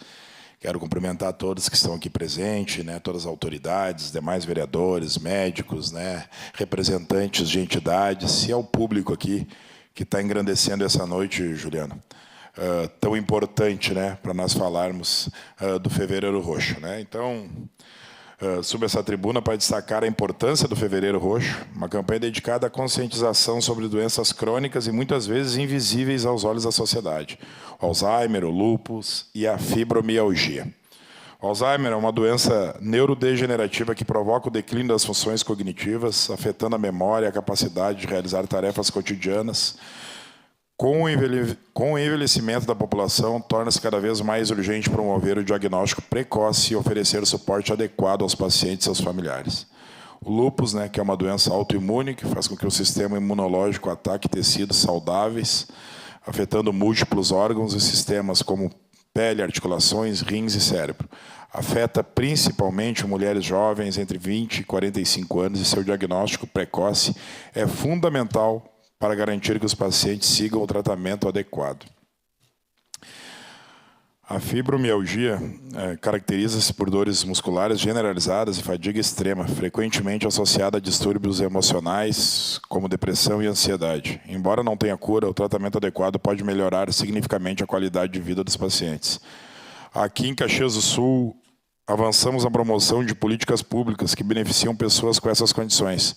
Em março de 2024, o prefeito Adilódio Domênico sancionou uma lei que assegura atendimento preferencial às pessoas com fibromialgia. E aqui, né, Juliana, é importante exigir a carteirinha e também, depois, em posse da carteirinha, exigir que, né, doutor Geraldo, que as leis sejam cumpridas, que a lei seja cumprida, que a prioridade seja concedida, né? Então, essa iniciativa demonstra nosso compromisso em tornar a vida desses cidadãos mais digna e acessível. No âmbito estadual, o governo do Rio Grande do Sul, sob a liderança do governador Eduardo Leite, tem implementado ações significativas. Em outubro de 2023, foi firmado um convênio com a Casa dos Raros, permitindo o atendimento médico de mais de 1.000 pacientes com doenças raras em todo o estado.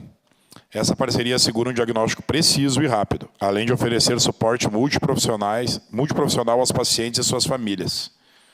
Além disso, em janeiro de 2024, o governo estadual ampliou em 20% os repasses do programa Assistir aos hospitais, totalizando um investimento anual de 983 milhões. Essa medida visa aprimorar os serviços de saúde, beneficiando diretamente pacientes com doenças crônicas e raras. É imprescindível que continuemos a promover campanhas de conscientização como o Fevereiro Roxo, que não apenas informam a população sobre essas doenças, mas também combatem o preconceito e incentivam o diagnóstico precoce. Somente através da informação e do apoio mútuo poderemos construir uma sociedade mais inclusiva e empática.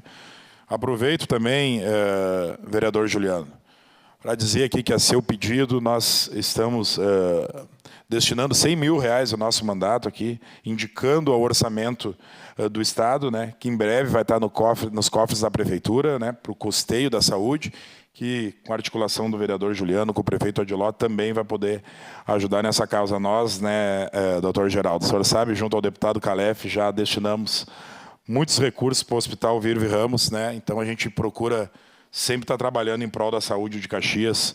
O vereador Juliano nos aciona e a gente faz, não um favor, Juliano, mas a nossa obrigação, né? Mas eu sempre digo, nem todos, infelizmente, cumprem com a sua obrigação.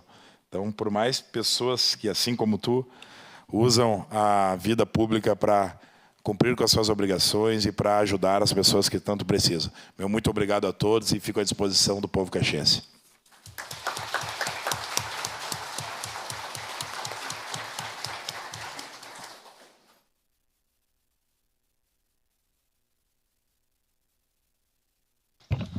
Como é importante a gente participar de um evento, de uma reunião pública e poder receber um deputado lá da nossa capital, Porto Alegre, e vir aqui e poder fazer essa divulgação de mais uma verba destinada para a área da saúde, do qual nós estamos aqui falando hoje. Saúde, qualidade de vida, bem-estar. Obrigado, deputado Dimas. Caxias do Sul agradece, em nome de toda a população, porque isso é uma construção, né, uma construção nossa, e eu posso dizer que o Geraldo, nosso secretário da Saúde, tem grande influência, né, Geraldo? Porque não é por acaso que assumiu a pasta agora, 2025, de secretário da Saúde. Pode pegar a fala, deputado. Não, só para esqueci de divulgar aqui o endereço do Instagram, que a gente vai colocar as fotos do evento, é @DimasCostaRS. Para quem quiser me procurar, quando estiver em Porto Alegre, visitar o nosso gabinete. Aceitamos sugestões também para o nosso trabalho, @DimasCostaRS. Muito obrigado. Isso aí. E aproveitando, vai estar disponível tudo que está sendo divulgado aqui hoje, apresentado, vai estar depois no YouTube, né, é só ir lá e compartilhar, acompanhar, e também vai estar nas nossas redes sociais. Inclusive, quem está aqui, que eu observei que tem diversas pessoas tirando fotos, filmando, marquem, né, o vereador Juliano Valim, presidente da comissão, tem todo o grupo da fibromialgia aí também presente, enfim. Quanto mais nós compartilhar, mais a gente dividir esses conhecimentos, quem ganha a população. Nós vamos passar a palavra agora, deputado Dimas. Mais uma vez, a gente sabe que em seguida o senhor está saindo. Então, muito obrigado, mais uma vez, reforçando. E que nas próximas vezes que a gente fazer essas audiências, nós vamos lhe convidar, porque se toda visita que a gente tiver num evento, o senhor vir compartilhar verbas e trazer para a nossa saúde de Caxias, né, é sempre válido. Então, vamos passar a palavra ao nosso secretário da Saúde, nosso grande Geraldo Rocha. Pode ser da tribuna, Geraldo.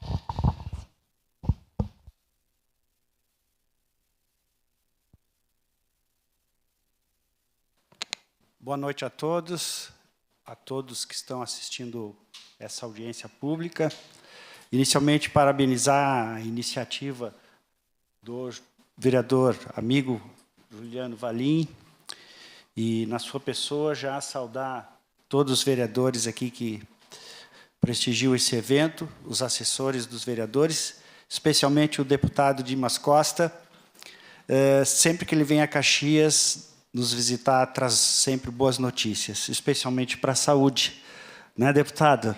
Então, em nome do nosso prefeito, Odiló, já agradecer esse apoio financeiro que vai ser um grande apoio para nossas ações de saúde, né? Especialmente na questão da atenção primária, da atenção especializada, e vai contribuir muito para que a gente possa qualificar cada vez mais nossa assistência. Saudação especial à Rosângela, né? Parabéns pela iniciativa, por organizar esse encontro, que para nós, gestores da saúde, esses momentos são extremamente importantes. Parabéns a todos que estão participando aqui, assistindo, os familiares. Vejo alguns conselheiros, amigos e colegas conselheiros do Conselho Municipal de Saúde, que, tomando conhecimento, a gente tem condições de construir e qualificar a nossa saúde. Saudação especial ao nosso secretário Flávio Cassina, nosso ex-prefeito e sempre, né, prefeito também de Caxias. secretariando uma das secretarias muito estratégicas e importantes, que é a nossa inovação e tecnologia, que é um objetivo maior que nós temos nessa administração, é de tornar Caxias mais inteligente e sempre focando a qualidade de vida do cidadão.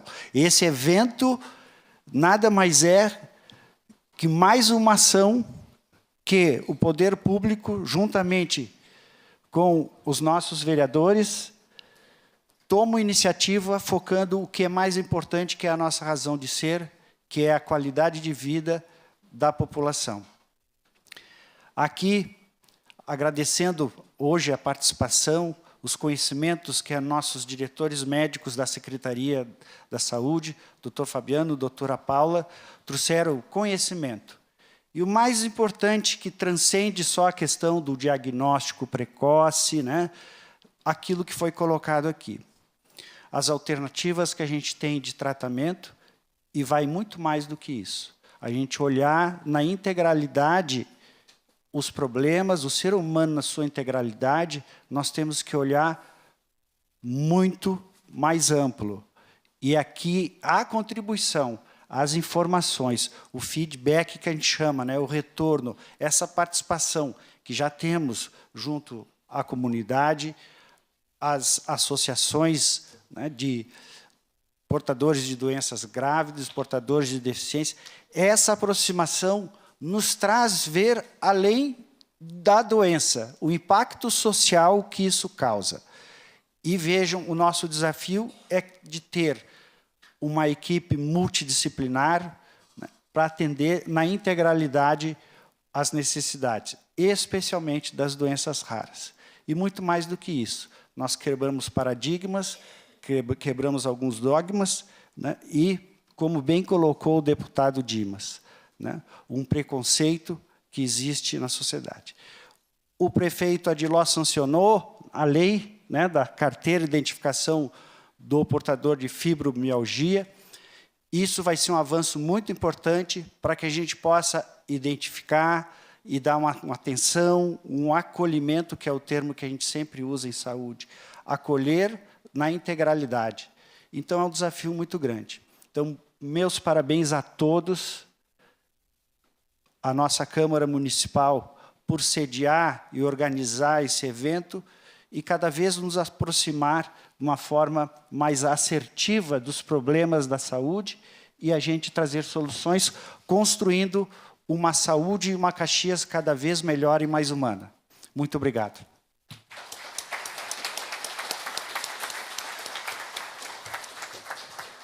Obrigado, secretário. Geraldo, suas considerações sempre muito bem-vindas, muito importante para contribuir nesse nosso evento.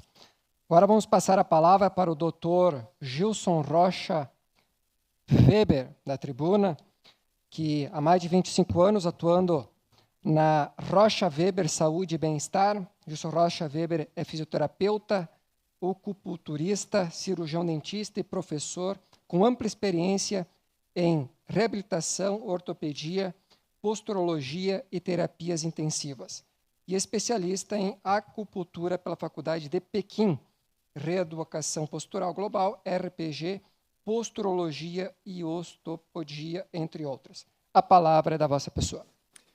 Obrigado. Quero cumprimentar e agradecer às autoridades que compõem a mesa de honra.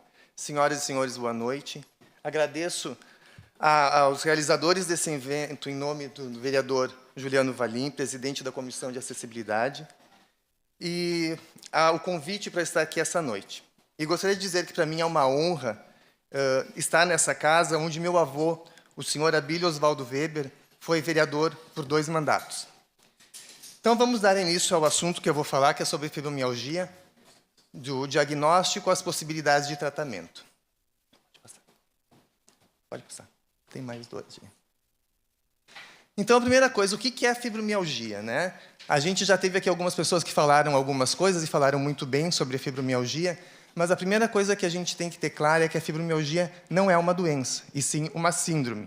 Por que ela se diferencia nesse contexto? Uma síndrome é um conjunto de sinais e sintomas que o paciente apresenta. e não tem uma causa e sintomas específicos que fechem o diagnóstico. Com isso, dificulta ainda mais a execução e a elaboração desse diagnóstico no paciente. Volta um pouquinho. Ela tem um envolvimento também do componente de sistema nervoso central, onde há uma alteração na percepção de dor no indivíduo. A característica principal da fibromialgia é a sensibilidade de dor generalizada no organismo, né? Esse é o ponto onde todo paciente fibromiálgico tem a maior queixa e é onde há maior problema de tratamento dele. Pode passar. Esse mapa de pontos dolorosos, distribuído pelo corpo todo do paciente, foi usado, e a partir do consenso de 2010, ele era usado para diagnóstico de fibromialgia. A partir do consenso de 2010 da Academia de Reumatologia, ele é usado como sugestão de tratamento, mas não para diagnóstico exato. Tá? Então, ele sugere a doença, ele sugere que pode ter, mas não é mais definitivo para o diagnóstico de fibromialgia. Além da dor, então, crônica que esse paciente apresenta em vários músculos, em vários lugares do corpo, ele também apresenta uma fadiga intensa, pode ter rigidez articular e muscular, e uma das principais características do quadro, que eu acho que dentro disso a gente consegue abordar vários desses sintomas, que é a dificuldade para dormir.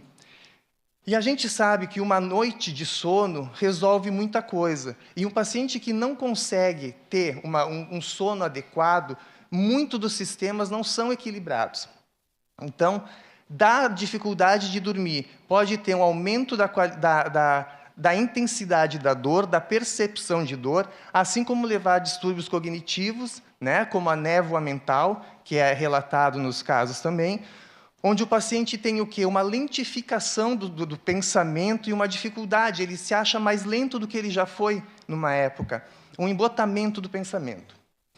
E associado a isso, a ansiedade e depressão. Eu acho que é muito lógico a gente pensar e a gente conseguir perceber o quanto uma dor crônica e por um tempo longo vai causar no indivíduo a ansiedade e depressão. É só a gente pensar na gente, se a gente tiver um episódio de dor de cabeça, se a gente bater com um martelo num dedo, a gente vai estar incomodado e vai estar ansioso para resolver aquele quadro. Então, a gente imagina uma pessoa que tem dor por 1, 2, 3 anos, em todo dia, quando acorda em algum lugar do corpo. É esperado que essa pessoa tenha ansiedade e depressão. E as pessoas têm que entender que isso é uma condição que vai ter que ser abordado junto com o quadro geral. O próximo. Também o paciente pode apresentar formigamento nas extremidades e alterações de humor. A mesma questão da ansiedade e depressão levam às alterações de humor desse paciente. Sintomas somáticos, como alterações intestinais. Volta um pouquinho para mim. Dores de cabeça, do estômago, intestinais, dores durante a relação sexual. Isso é uma coisa que tem que ser discutida com as pessoas, porque as pessoas têm vida de casal, as pessoas têm vida familiar. E isso interfere no dia a dia das pessoas. A fibromialgia não é uma doença da pessoa, ela está inserida num contexto familiar e existe todo um envolvimento da família no contexto de saúde. Então, a combinação desses sintomas podem variar e eles incluem de forma diversificada a intensidade entre cada sintoma. Nem todo paciente fibromialgico vai ter a mesma condição de dor, ou ansiedade ou depressão do outro, né? É um ser individualizado. Próximo. Esses pacientes têm uma maior sensibilidade ao toque. E muitos pacientes não toleram ser tocados ou serem manipulados de uma forma intensa, né? E alguns, até o abraço pode ser incômodo e causar desconforto. A sensação de inchaço pode aparecer pela contração da musculatura em resposta à dor. Lembrando que no paciente fibromiálgico, nem sempre vai ter implícito no quadro de dor dele uma condição inflamatória. Então, existe dor sem inflamação na parte muscular e articular. Tá? Próximo. Apesar da incerteza da causa exata, a gente tem observado que algumas situações de extremo estresse, né, ou estresse aumentado desse paciente, pode agravar os sintomas, como excesso de esforço físico, e o estresse emocional, infecções, exposição ao frio, má qualidade do sono. De novo aqui, o sono é um fator fundamental no tratamento e na abordagem do paciente fibromialgico. E eventos traumáticos. Inclusive, em algumas literaturas, a gente encontra que muitos quadros de fibromialgia exacerbam e dão a primeira sinal de que é um quadro de fibromialgia após o paciente ser exposto por algum trauma emocional mais significativo, como a perda de um familiar, uma separação, podem ser os quadros que vão nos mostrar essa exacerbação dos sintomas. A incidência. A gente sabe que de cada 10 pacientes fibromiálgicos, 7 a 9 vão ser mulheres, e 1 vai ser homem. Dentro da população global, a gente tem que aproximadamente 2,5% da população tem a fibromialgia. É um número muito alto. E que, do grupo de mulheres no mundo, 5% das mulheres são fibromiálgicas. Tá? A idade que a gente encontra esse grupo mais exposto é entre os 30 e os 60 anos, ou então é uma idade extremamente produtiva da nossa população, onde o indivíduo deveria estar produzindo em pleno, né, atividade, e ele tem que se afastar muitas vezes e reduzir suas atividades por dor e incapacidade. O motivo pelo que as pessoas desenvolvem fibromialgia ainda é um mistério, ainda não está esclarecido totalmente.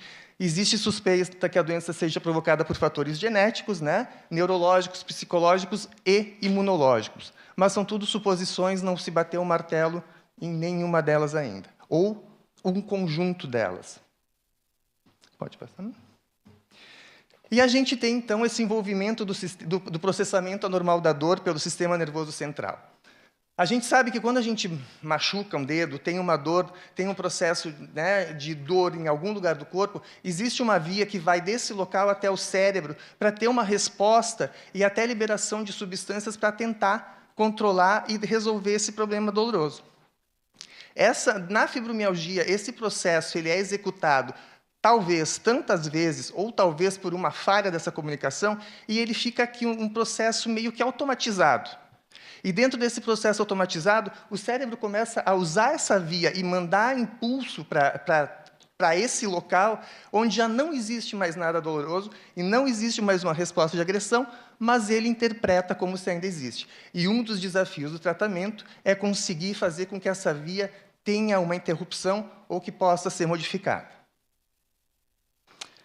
Então, além da dor física que afeta a qualidade de vida, a capacidade de trabalho e as alterações sociais do paciente. Esse paciente tem uma grande capacidade de se isolar, de querer se retirar do grupo, tanto familiar como do grupo de trabalho.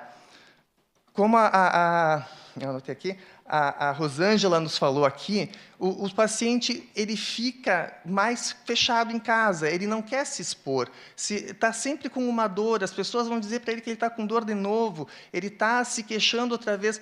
Para evitar esses conflitos, esse paciente acaba se retirando e não falando, e isso não ajuda em momento nenhum. Né? Próximo. O diagnóstico e o tratamento. Bom, o diagnóstico da fibromialgia ele é extremamente clínico. Não existe nenhum exame laboratorial, nenhum exame de imagem, como o colega já falou, que traga e bata o diagnóstico de fibromialgia.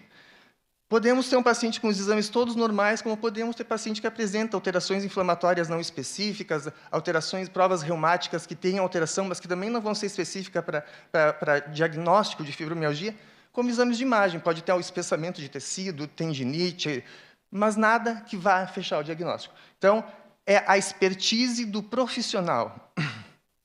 É o fator principal para a gente fechar o diagnóstico. E com um quadro, né, que é complexo dessa maneira, o tratamento também é complexo. E quanto mais a gente conseguir envolver profissionais de várias áreas, melhor vai ser a resposta e a qualidade de vida que esse paciente vai ter. Pode passar? Um dos primeiros, né, tratamentos que são utilizados, que são indicados, é o tratamento medicamentoso. E a gente, então, isso vai ser o médico que vai fazer a avaliação, normalmente um reumatologista que vai acompanhar esse paciente, um clínico que trabalhe com dor, também pode acompanhar esse paciente e fazer essas indicações, que vai ser usado analgésicos, antidepressivos, são usados também anticonvulsivantes para esses quadros de dores e essa ligação entre o cérebro anormal, são necessários ser usados, assim como relaxantes musculares. Nesses quadros, inclusive a associação tem que ter, eu acho que fazer esse trabalho, solicitar que os pacientes evitem o uso de anti-inflamatórios, né? A gente sabe que a primeira medicação que a gente vai numa farmácia refere que tem dor, que vão te botar no balcão, é um anti-inflamatório, e os efeitos colaterais que isso pode causar a longo prazo são muito grandes. A fisioterapia, né? Aí entra no meu campo. A fisioterapia, a gente tem várias técnicas. Eu acho que dentro de um paciente com fibromialgia, ela é fundamental no tratamento, na abordagem desse paciente. A gente tem desde técnicas de alongamento, técnicas de relaxamento muscular, terapias manuais que são infinitas dentro da fisioterapia, hoje se explora muito, liberação de fáscia, drenagem linfática, são várias as técnicas que podem ser abordadas. E a eletrotermofototerapia, que são os recursos físicos que dentro da fisioterapia a gente pode usar, que vão desde a bolsa de água quente que a gente faz em casa, até a corrente de microestimulação, tenses, ultrassom, micro-ondas e vários outros recursos que a gente usa para alívio e analgesia desse paciente e, se tiver algum processo inflamatório associado, redução do processo inflamatório. Então, o nosso maior objetivo com a fisioterapia é melhorar o manejo da dor do paciente e melhorar a mobilidade dele. Um paciente imóvel é um paciente que vai ter mais dor. E quanto mais imóvel ele ficar, mais dor ele vai ter, e com a dor menos ele vai querer se movimentar. Dentro da fisioterapia e da parte de fotoeletroterapia, a gente hoje fala de fotobiomodulação, que é o uso do laser. O laser ele é uma das entidades mais pesquisadas hoje dentro da medicina de reabilitação, da fisioterapia, e existem trabalhos vastíssimos da sua melhora em microcirculação, em melhora do tônus muscular, uma série de possibilidades que se tem hoje com a aplicação de laser, tanto local como a aplicação do que se chama ILIB, que é uma fotobiomodulação sistêmica a nível vascular, onde a gente faz uma irradiação na artéria e faz com que a corrente sanguínea receba essa energia do laser, reduzindo os processos de inflamação do organismo sistemicamente. Tá? Isso teria uma hora inteira só para a gente falar sobre fotobiomodulação, mas trouxe só para a gente conhecer. A atividade física adaptada, outra coisa que é fundamental para o paciente. As atividades de preferência, se possível, em grupo, para já fazer duas coisas. Botar esse paciente em movimento e botar ele trabalhar em grupo. Então, exercícios de baixo impacto, inicialmente, caminhadas, hidroginástica é muito bom, junto ao recurso da água quente, com o exercício. Yoga, pilates, todos eles são bem-vindos, desde que não leve o paciente à exaustão. Isso é muito importante a gente pensar. Melhora da funcionabilidade sem cansaço excessivo. Psicoterapia. Como uma pessoa com dor todo dia, o dia todo, de alguma intensidade, não vai ter ansiedade, depressão, pensamento de menos-valia. A gente tem que dar para esse paciente o suporte para ele sair dessa situação. Né?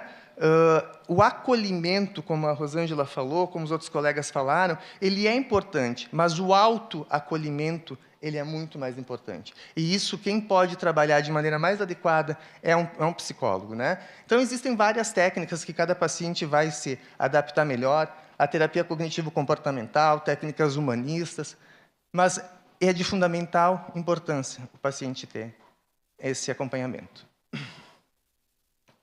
Passando. E as técnicas complementares integrativas, né? Que hoje a gente tem dentro das PICs, no SUS, que ainda não são oferecidas largamente. Dentro do nosso sistema em Caxias tem poucas ainda sendo oferecidas, mas a gente teria, então, dentro disso, a acupuntura, né? Que também é a minha área de expertise, trabalho com acupuntura, acho o resultado, nós vamos falar daqui a pouquinho, dentro da fibromialgia, bastante interessante. a quiropraxia, a ozonioterapia e o mindfulness, tá? Que podem complementar o tratamento convencional desse paciente. Então, a acupuntura. Hoje, a acupuntura, ela é eficaz na redução da dor crônica do paciente. A gente sabe que o paciente vai se beneficiar. Existem teorias, tanto da acupuntura mais antiga, clássica, como da acupuntura moderna, em que a gente consegue fazer liberação de endorfinas no organismo. E isso fazer uma regulação, promovendo uma melhor qualidade de sono, fazendo uma analgesia do paciente no momento da aplicação, trazem vários benefícios secundários a esse paciente. Tá? Ozonioterapia. Ela se encontra dentro das PICs. Eu trabalho com ozonioterapia, conheço a capacidade dela. É uma técnica que, por vezes, é controversa, mas ela bem aplicada e ela bem indicada tem resultados muito interessantes para os pacientes. Ela é uma abordagem complementar, onde a gente melhora o aporte de oferecimento de oxigênio, melhora da circulação e redução de catabólicos no tecido, né, de acúmulo. Então, ela é uma possibilidade de tratamento num paciente e que tem tantas restrições. Então, fica aqui a possibilidade de uso da ozonioterapia num paciente fibromialgico. E agora, aquela parte que a gente não gosta muito de ouvir, mas que a gente tem que ouvir, nem tudo depende do outro. Tem uma parte que vai depender de nós, né? Então, as mudanças no estilo de vida são fundamentais. Sono adequado, higiene do sono. Não dá para ir para a cama com o celular. Não dá para dormir de luz acesa. São várias coisas que têm que ser organizadas, que só o paciente com ele vai poder fazer isso. Alimentação equilibrada. Descasque mais, abra menos pacote.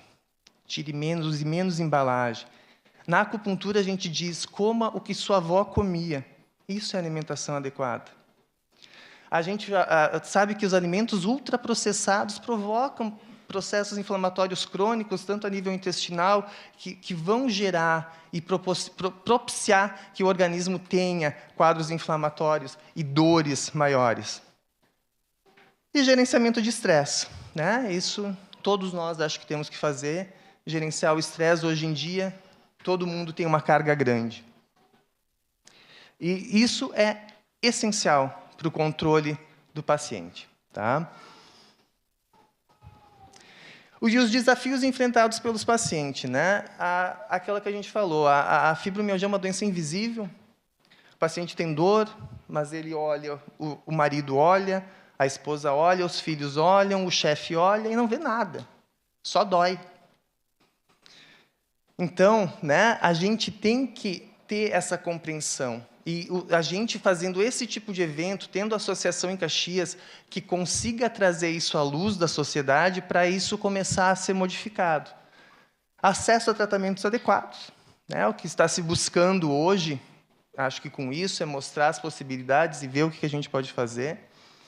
E pensar e ter algumas coisas, porque existe um impacto na vida profissional. Existe a instabilidade financeira que esse paciente pode ter por perder trabalho, por ter que se ausentar. Tudo isso são desafios para uma pessoa fibromialgica. Além da dor, ela tem que enfrentar esses outros componentes que acontecem. Aqui eu vou passar só rápido, porque a colega Vanessa vai fazer uma palestra mais sobre essa parte dos direitos. Então, é só para nós falar que os pacientes fibromialgicos têm direitos, né, por lei, eles são amparados, conforme a gravidade do problema, eles podem recorrer e têm que fazer valer esses direitos. Tá? Pode passar? Já foi falado bastante hoje da lei municipal. Acho isso uma coisa muito importante, acho que é uma vitória e uma diferencial de Caxias maravilhoso, ter essa visão e dar esse resguardo às pessoas. Parece uma coisa tão pequena, mas para quem precisa é uma diferença maravilhosa. Então isso aqui já foi falado e vai ser falado, pode passar. A lei federal também do uso do cordão com girassol, né? Também vou deixar para a colega comentar mais sobre isso. E se eu tiver alguma pergunta, alguma coisa que eu possa ajudar, as nossas redes sociais, e era isso.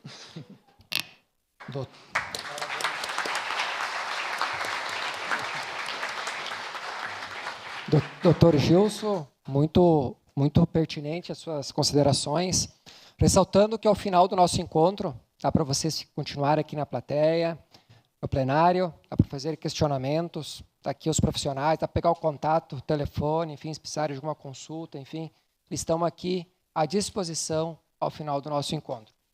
Nós vamos, minha colega vereadora Andressa vai citar aqui algumas autoridades que estão aqui presentes para nos dar sequência no nosso evento. Pois não, presidente dessa comissão, eu gostaria de convidar a participar na composição da mesa o nosso querido presidente e colega Lucas Carenhato, por favor.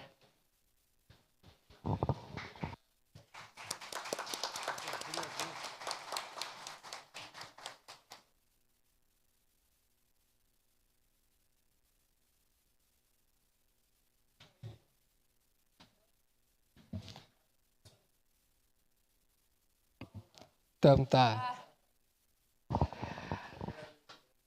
Em função do filho do presidente colocar fogo na casa, então ele continua na sua posição.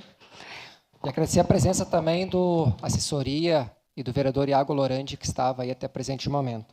Dando sequência ao nosso evento, convidar agora nossa grande colega e amiga, a doutora Vanessa da Silva de Souza, é advogada, inscrita na OAB, com atuação nas áreas de Direito Previdenciário, Civil, Família e Sucessões.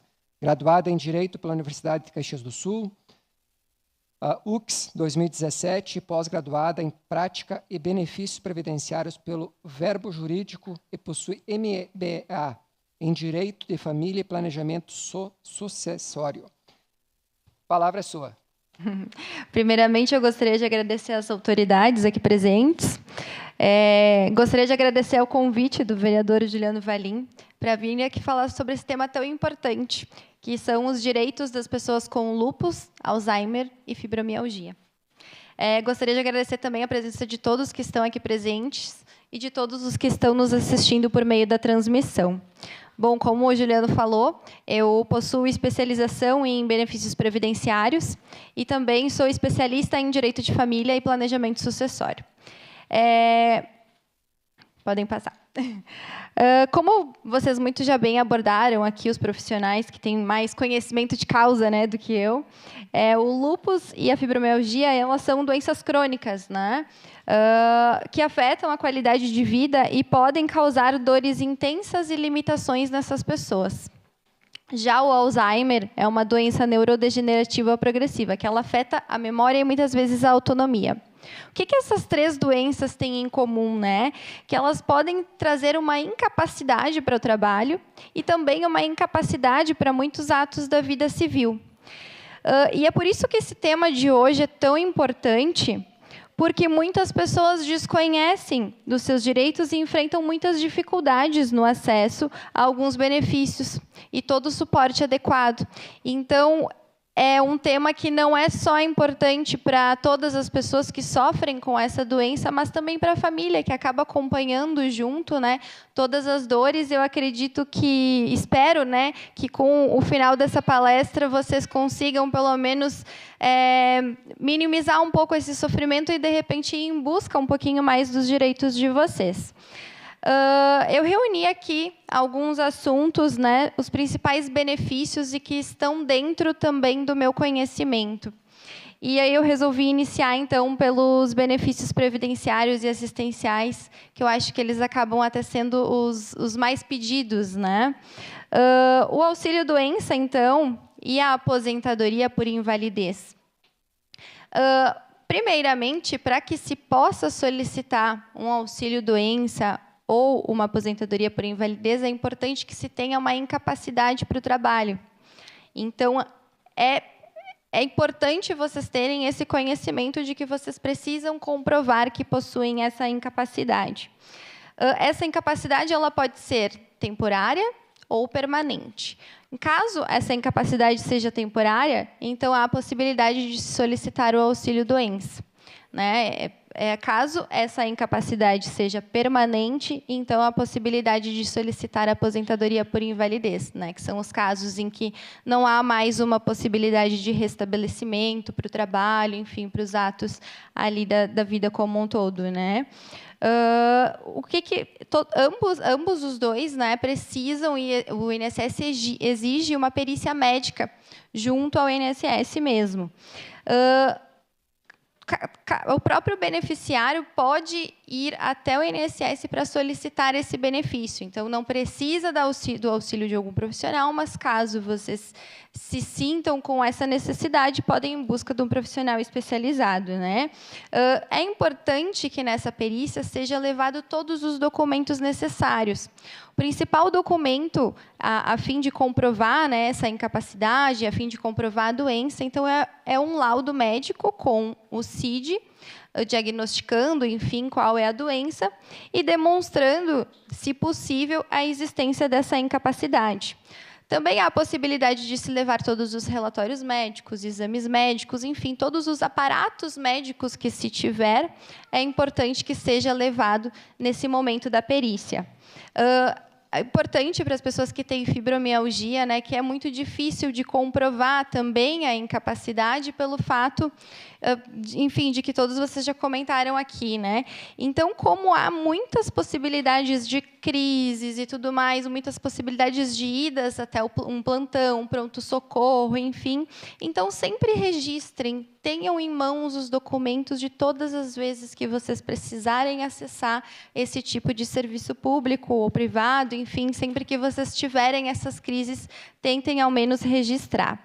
E assim como nas outras doenças, né, o lúpus, o Alzheimer, enfim, é a mesma questão com relação à documentação, né? Qual é o problema também aqui que muitas pessoas acabam não tendo?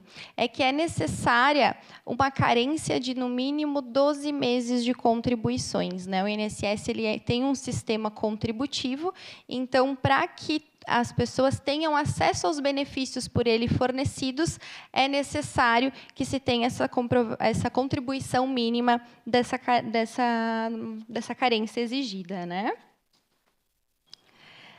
Então, caso eu conseguir me aposentar por invalidez e não tenho condições de me manter sozinho, preciso de auxílio de um cuidador ou de alguém da família, enfim, preciso de cuidados de terceiros.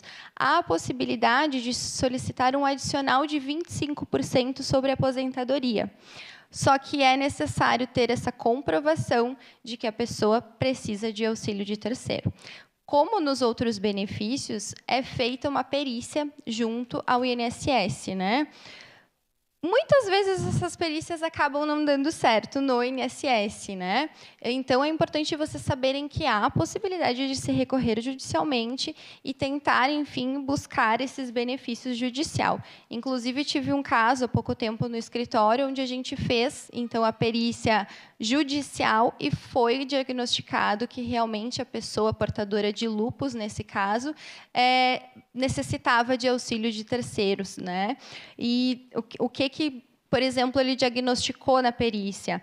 Que ela não conseguiria se levantar sozinha da cama, não conseguiria se vestir sozinha, se alimentar sozinha, né? Então, nestes casos, há a possibilidade, então, de se requerer esse adicional. Mas aí, se eu não tenho as 12 contribuições mínimas, né? O que eu faço? Será que eu consigo algum benefício no INSS? Existe a possibilidade do benefício de prestação continuada, que é o BPC-LOAS, para quem comprove, enfim, a questão da deficiência, incapacidade. Porém, é uma questão complicada também essa, porque para ter acesso a esse benefício é necessário a comprovação não só da incapacidade, mas de uma renda muito baixa. Então, é preciso ter uma renda per capita inferior a 1/4 do salário mínimo vigente, né? Então, é a dificuldade aí que, às vezes, fica no entrave de solicitar esses benefícios também. Inclusive, até esqueci de comentar antes, eu vi que tem um projeto em andamento, mas onde eu pesquisei ainda não tinha nenhuma aprovação, é de isenção dessa carência para as pessoas com diagnóstico de fibromialgia. Então, é bem interessante, acredito que no decorrer dos anos aí pode ser que venha alguma coisa nesse sentido. Como já muito bem abordado aqui, né, eu acho que várias pessoas já falaram, é o atendimento preferencial para as pessoas com diagnóstico de fibromialgia, onde, então, foi sancionada ali a lei municipal no ano passado, onde vocês podem solicitar, então, o cartão da fibromialgia. É importante vocês procurarem a Secretaria da Saúde aqui do estado, do município, e aí vocês levem, então, os documentos de identificação, laudos que comprovem a doença, e assim vocês exijam, né, esse atendimento prioritário que a lei, então, está estabelecendo para vocês. Esse é um ponto bem importante. Também, eu acredito que muitas pessoas não tenham acesso a essas informações, que é a possibilidade, inclusive, de isenção de imposto de renda nas aposentadorias. Então, esse é um caso exclusivo para a aposentadoria. Então, quem for aposentado por essas doenças, por invalidez, pode, daqui a pouco, ter direito à isenção do imposto de renda retido na fonte. Tá? Há também, neste mesmo caso, a isenção, talvez, de PVA e compra de veículo com desconto. Mas aí é importante, né, ter a comprovação de que há uma limitação motora nesses casos. Até, na verdade, quero comentar aqui, o Alzheimer ele já consta na lista de isenção de imposto de renda. Então, não há necessidade de nenhuma outra comprovação. Ele já está no rol de isenção do imposto de renda retido na fonte.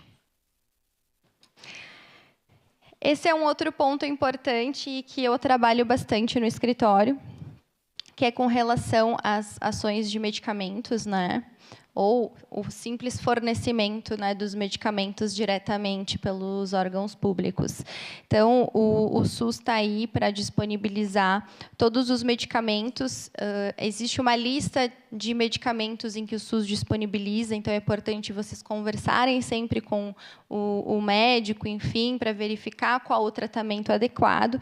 O SUS disponibiliza, inclusive, medicamentos de alto custo para o tratamento dessas doenças.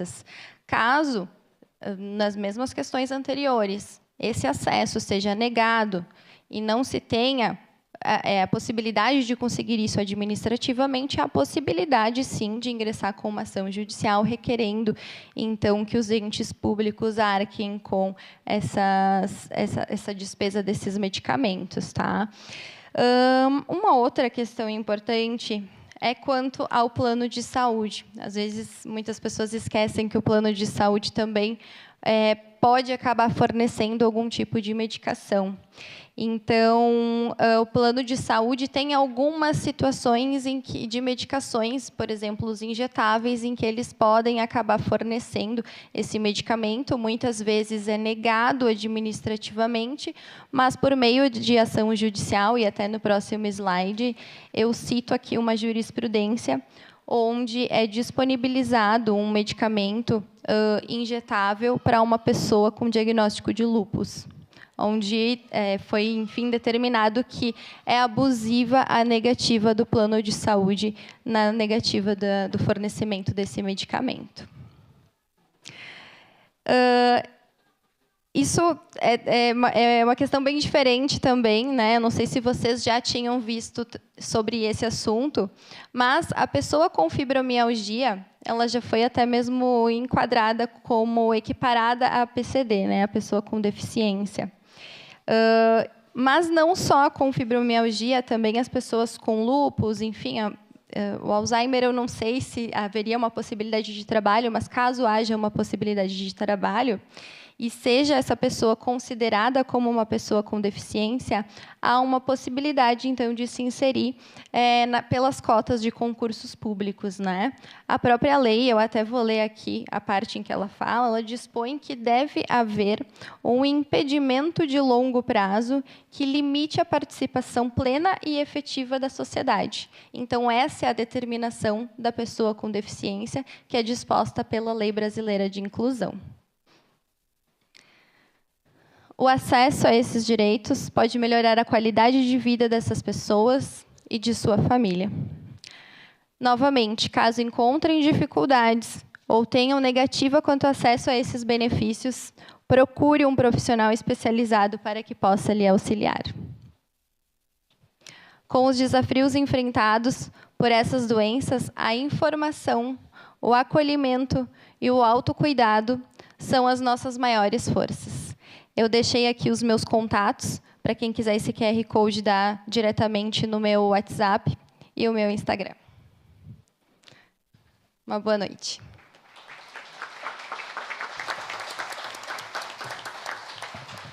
Doutora Vanessa, muito importante. Olha, falando de direitos, falando das 3 doenças, né? Olha, direitos que muitas vezes passam despercebidos, né, para muitos que têm essas doenças.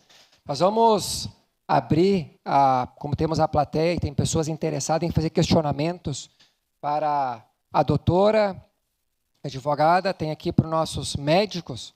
É importante, né, essas oportunidades, né, porque quando se fala de doença, é algo importantíssimo. Eu tenho, por experiência, também tenho uma doença grave, né, inclusive já tive vários procedimentos cirúrgicos, uma doença que também não tem cura, mas Deus me mantém vivo. Então, nós falamos a mesma língua aí, né, porque não é fácil lidar com essas doenças, principalmente quando não tem cura. Por gentileza, o primeiro que escreveu ali, Vivi. Seu nome, pode se apresentar. Tá baixinho.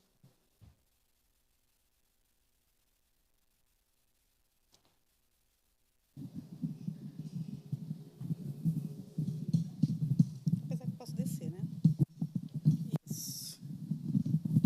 Isso aí. Agradecer mais uma vez a equipe da TV Câmara, dando todo o suporte e apoio. Boa noite a todos. Parabéns, vereador, pela iniciativa. Parabéns às meninas da Fibro por essa coragem, por estarem aqui fazendo esse nosso dia. Eu quero falar com o secretário de Saúde. Secretário, eu sou uma mãe atípica. Tenho uma associação, alguns aqui me conhecem, que é a Associação TEA Juntos. O que acontece? Na minha associação, temos 7 mulheres com fibromialgia. 7 mães atípicas com fibromialgia. Os médicos aqui sabem que uma mãe atípica, uma mãe de uma criança autista, tem a mesma pressão de que um soldado na guerra, comparadamente. Bem, essa mãe, ela precisa, além de cuidar dessa criança autista, que precisa de cuidados na maioria dos seus 24 horas do dia, ela tem que se deparar com a fibromialgia, que aqui nós ouvimos hoje que é uma doença que realmente não sustentam elas, né, fisicamente e psicologicamente também. Essas mães atípicas, elas precisam de tanto cuidado quanto seus filhos. Se nós entrarmos aqui no detalhe da UBS, eu vou falar que a prioridade não está acontecendo nessas. E, com isso, essas mães atípicas, que além de ter o seu próprio fardo da doença, da fibromialgia, têm as suas crianças para cuidar. Então, elas não têm prioridade na maioria das UBSs, com muita reclamação, com muita demanda, trazendo por essa prioridade. Não vou falar com o senhor aqui da prioridade de autismo, que isso, para as crianças do autismo, porque isso fica para outra vez. Mas essas mães fibromiálticas estão precisando de atenção na UBS e também nas UPAs 24 horas, porque não está sendo feito o que é de direito, a prioridade. Então, o senhor pense comigo, o quanto essas mães, que além de, vou repetir, né, que além de ter toda a sua problemática, ainda tem que chegar em casa e cuidar de uma criança. Então, pedimos que seja feita uma atenção mesma nessas nossas UBSs, qualificação para essas UBSs, qualificação lá na ponta. Na ponta é o nosso grande problema nos atendimentos preferenciais aqui dentro do nosso município de Caxias do Sul. É só isso. Boa noite. Boa noite. Com licença. Muito interessante esse apontamento. Acredito que o secretário possa responder. Eu só gostaria de perguntar o seu nome novamente, por favor. Tá ok. Eu sou a Jussara Monteiro. Muito obrigada, Jussara. De nada. Parabéns pela sua explanação. Acho que acabou expandindo essa pergunta de outros demais que estão aqui prestigiando, inclusive quem está em casa, né, no seu lar, acompanhando essa audiência. Secretário Geraldo está com a vossa pessoa. Palavra. Boa noite, dona Jussara Monteiro. O que a senhora coloca para nós lhe classifica na dupla prioridade, né? Nós temos primeiro um paciente portador de TEA, né, que já existe, já está consolidado essa prioridade. E, recentemente, a gente tem reunido, como depois o doutor Fabiano pode explicar, como está sendo esse fluxo, essa priorização nas UBSs, né? Inclusive, tem campanhas que a gente está fazendo também para que os profissionais possam, né, identificar o portador. A carteira será um grande avanço nessa questão da identificação, né? E é nesse sentido que a gente tem que trabalhar, né? Que toda a equipe esteja ciente, né, informada dessa prioridade da identificação, principalmente em relação a isso, né? Não, o doutor Fabiano vai complementar também, dona Jussara. É só puxar o... Oi. Jussara, muito importante essa tua colocação, tá? A respeito da prioridade, né, dos atendimentos. Com essa questão do cartão fibromiálgico, eu acho que é importante também sempre ressaltar dentro das UBSs, mas também a atenção primária ela está sempre aberta a dialogar com sempre os imprevistos que podem ocorrer, né? A partir do momento que não se tem esse acesso, né, que a gente também tem tanto as ouvidorias, né, que podem receber as reclamações, né, os imprevistos que podem acontecer, mas também o que eu posso ressaltar é que a atenção primária ela está aberta a sempre dialogar e sempre que ocorrerem esses episódios, né, não consigam ter acesso na UBS, não consigam ter acesso a uma consulta, que traga isso para nós, que a gente consiga averiguar, investigar e tentar disponibilizar isso, né? Porque muitas vezes a gente que está lá na gestão não consegue ter a dimensão de tudo que está acontecendo dentro da ponta, né? Então, por isso que às vezes essa participação de vocês é fundamental para que a gente consiga, né, achar uma solução. Exatamente. Foi o que eu falei, o problema está lá na ponta, né? Está na ponta. Então, quando a gente consegue fazer um trabalho que chegue na ponta para que o acesso chegue a todos o mais rápido, para não ficar nessa penalidade de sempre estar fazendo uma ouvidoria, sempre estar fazendo uma reclamação, para que seja no caminho direto, para que seja menos sofrimento para essas mulheres. Principalmente quando eu falo, desculpe, meninas, estou falando aquelas que, além de tudo, tem que carregar uma criança ao lado, tem toda essa problemática de ter uma criança também em casa para cuidar. Inclusive, eu também posso passar o meu contato também, né, para que também essas mães também possam entrar em contato diretamente comigo, né? Também a gente tem uma equipe da atenção primária que a gente possa conversar um pouquinho melhor e esmiuçar um pouquinho o que está acontecendo, até para a gente conseguir achar uma solução aí. Muito obrigada. Tá bem? Muito obrigada. Muito interessante. Isso aí, é um diálogo, a compreensão, a troca de conhecimentos e já encaminhamentos, né, doutor? Próxima pessoa inscrita ali, o nome, por gentileza. Boa noite a todos, me chamo Juliane Steffens, cumprimento a mesa, as autoridades, seus assessores, os convidados e o público. Né? A gente se sente muito em casa, assim, entre grupos de pessoas que convivem com a fibromialgia.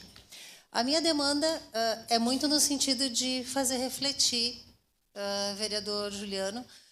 Entrei em contato com o gabinete também e aproveito as autoridades e os assessores presentes no sentido do IPAM, então, como fibromialgica e servidora do município.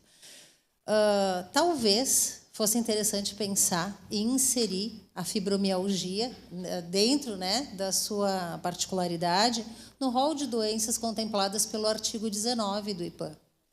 Porque o que acontece? Como servidora pública, acaba acontecendo, né? Durante o mês, em alguns períodos que a gente precisa se afastar do trabalho, fica, então, em licença, tem uma perda financeira importante em função das dores. Aí, o que acontece?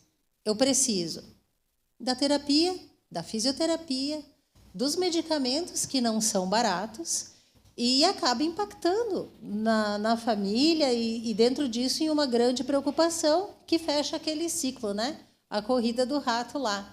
Aí eu me preocupo, vou trabalhar com dor em função da questão econômica e daqui a pouco a gente se pega, não sei se talvez alguém aqui se pegue nessa situação, escolhendo os remédios que vai usar. Porque todo é amplo, né? A gente sai com uma receita comprida do médico, daqui a pouco a gente escolhe, esse aqui eu consigo, esse aqui não. A mesma coisa, optar por fisioterapia ou pela terapia, eu preciso dos dois. Né? Eu preciso ir no reumato, eu preciso ir no clínico, eu preciso ir no dermato, porque daqui a pouco eu vou ter uma erupção de pele por conta das dores. Eu acho que quem está ouvindo está se identificando nisso. E se Caxias abraça a fibro, olha que bacana, né? Abraçar a fibro. Então, o serviço público e a prefeitura, exemplarmente se comportando, promovendo um evento desses, possa pensar nisso. Eu não sei se tem estudo, se tem levantamento de servidor portador de fibromialgia. Eu trabalho no trânsito, então, quando eu estou em crise, para mandar um carro parar é assim, ó. Eu tenho que levar com um braço, o outro braço para cima. A gente faz com que fique leve por opção, eu preciso trabalhar. Mas seria importante esse olhar. O Estatuto do IPAM é antigo, esse rol de doenças acaba não contemplando algumas novidades, né? E a fibromialgia talvez fosse uma coisa interessante de se pensar. O artigo 19 do IPAM, talvez para quem não seja servidor e entenda, é um lugarzinho lá do plano do servidor público, onde ele vai cobrir a diferença de consulta, a fisioterapia, a terapia, enfim, dá um aporte financeiro para quem sofre da doença. Então, a minha contribuição seria nesse sentido, que os vereadores pudessem ter um olhar, porque, como é uma legislação, para a gente poder pedir isso para o IPAM, a gente precisa que alguém dê o pontapé inicial. Muito pertinente vossos comentários. Pode ter certeza que nós vamos dar um olhar para esse assunto. Né, secretário Geraldo, aqui até, inclusive, minha colega vereadora Andressa já também fez as anotações. Já falei aqui também, enquanto você estava explanando ali com o nosso ex-prefeito Cassina, que vamos sim dar uma atenção, vamos analisar, ver o que pode ser feito, se tem, né, viabilidade jurídica, técnica, da gente ver essa situação aí, tá bom? Encaminhamentos nós iremos dar. Obrigada. Próxima inscrita. Boa noite, meu nome é Ana Paula Rensel, eu sou portadora de fibromialgia, sou conselheira municipal, né, da saúde, e a minha pergunta é a seguinte: se já existe um plano para esse tratamento multidisciplinar que todas precisam, porque todas precisam trabalhar, isso já é sabido de todo mundo, todos precisam trabalhar, todos precisam se alimentar e precisam fazer o tratamento. Aí tem essa questão, porque a gente tem a carteirinha, então o atendimento pode ser prioritário nas UBSs. Até aí, beleza. Só que aí eu consigo passar pelo clínico na UBS, tá? E eu preciso esperar 1 ano, 2 anos para consultar com um reumato. Como o doutor falou, uma pessoa que tem um machucado de um dia, ela já cria uma ansiedade. Aí ela esperar 1 ano sentindo dor para conseguir uma consulta com um especialista, porque muitos exames não podem ser solicitados em UBS. Como é o caso que eu consultei com o clínico, eu preciso de uma ressonância, mas eu tenho que aguardar o ortopedista para poder fazer a ressonância, porque o clínico não pode solicitar. Então, tem coisas que precisam mudar. A carteirinha, somente, ela não resolve, sabe? Ou a gente muda o ramo disso, enquanto não houver uma equipe multidisciplinar, que o trabalho também, os atendimentos, eles sejam... O médico encaminhou, existe uma certa urgência, tem que ter uma urgência para a marcação disso, não ficar 1 ano, 2 anos ou 3 anos, como é o caso, para conseguir uma consulta no ambulatório da UX com a reumatologia. Ele leva até 3 anos para ser chamado um paciente. Isso é muito tempo para quem sente dor. Esse é o meu questionamento, se já existe alguma coisa a respeito. Obrigada. Ana Paula, parabéns pelas suas considerações. O doutor Fabiano vai dar uma explanada e depois o secretário Geraldo.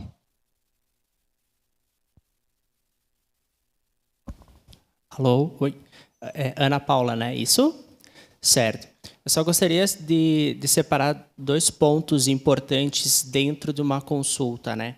O manejo clínico, né, feito pelo médico lá dentro da UBS, ele praticamente consegue fazer todo o acompanhamento do paciente.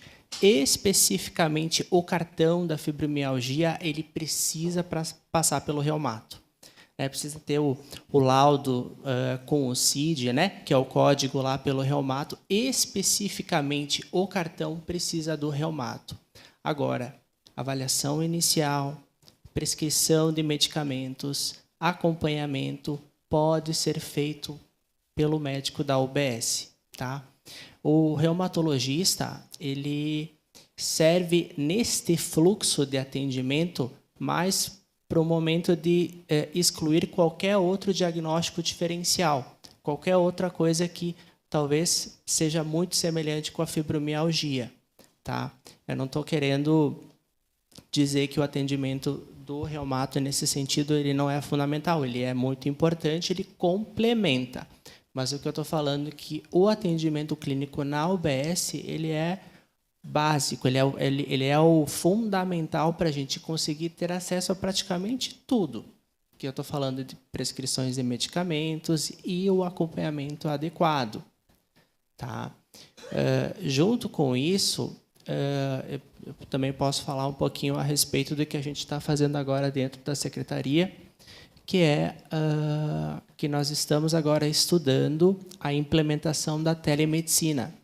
Tá?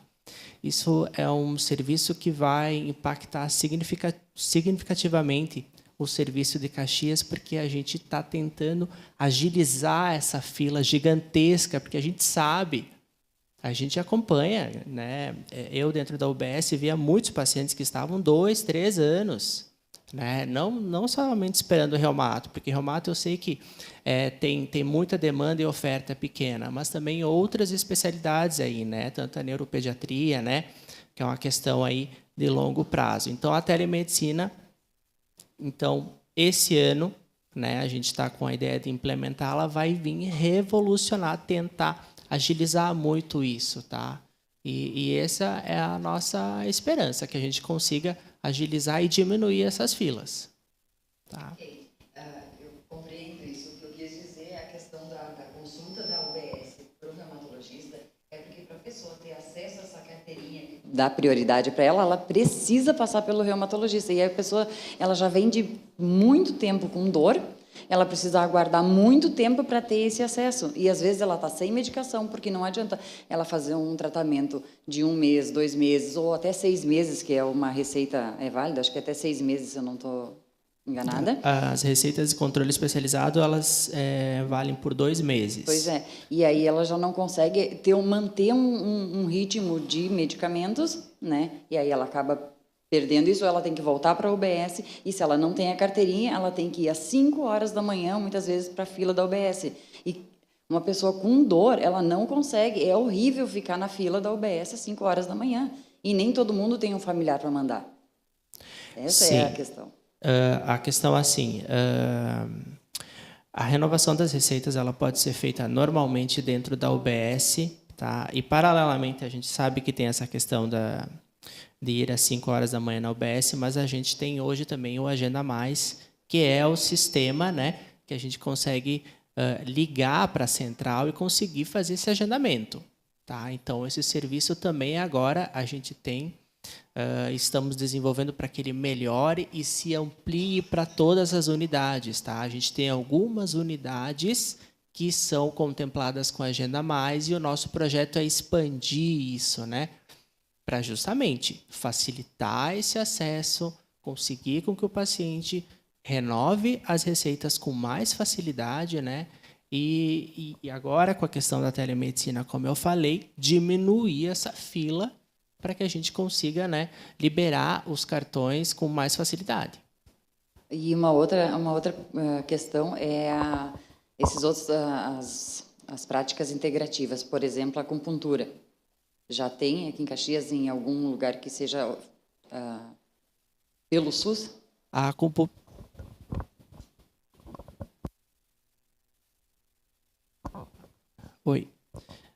acupuntura dentro do sistema, eu não tenho conhecimento específico, porque isso não é dentro da parte médica, tá?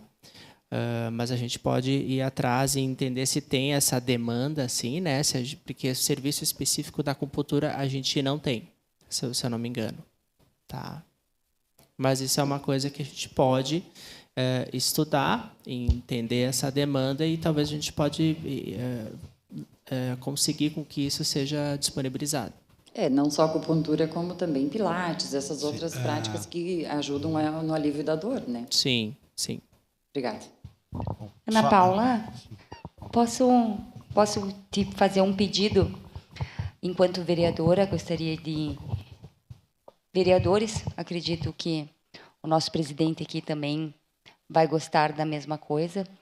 Se puder fazer um ofício, vocês, né, enquanto síndrome tem da fibromialgia, um ofício desses requerimentos, né, do que a gente poderia fazer enquanto Câmara, enquanto parlamentares aqui, né, e também conseguir conversar, entrar em um contexto em relação a essas atividades integrativas, em relação ao Pilates e todas essas outras atividades, com esse mestre que temos aqui também, que pode nos proporcionar outras ideias. Então, acho que essa é somente uma, né, das audiências que também quero agradecer a esse presidente dessa comissão de acessibilidade, que eu tenho a honra de participar.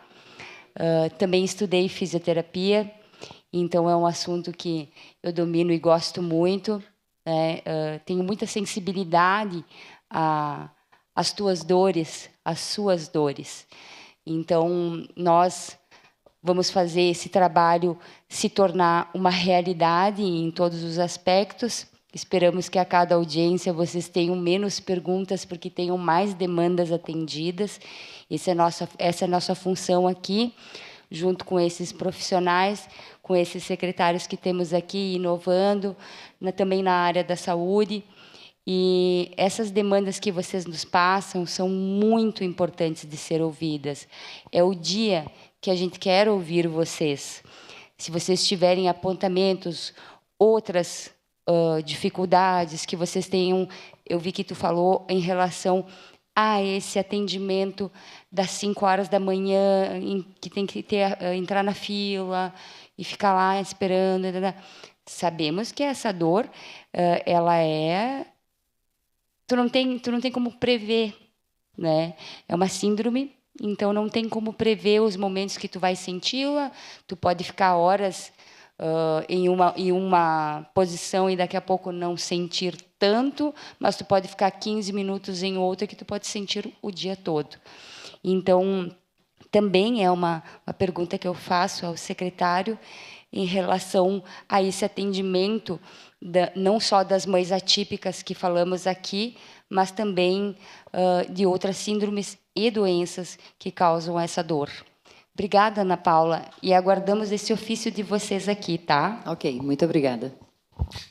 Então, respondendo a Ana Paula e também a vereadora Andressa, desculpa. Inicialmente, a questão das práticas integrativas complementares, as PICs, né? Ainda não estão institucionalizadas nas nossas terapias ali, porque isso exige o quê? Um investimento, né? E há de se convir que são profissionais específicos, né? Até mesmo voltando à questão médica, né? O reumatologista, são poucos profissionais na cidade, né? A oferta de consultas especializadas em várias, não só reumato, vocês sabem, né? Que agora nós estamos implementando, né? Já estamos a passos largos, e que ainda nesse primeiro semestre a gente já tenha implementado a telemedicina, a teleconsulta, principalmente nessas especialidades.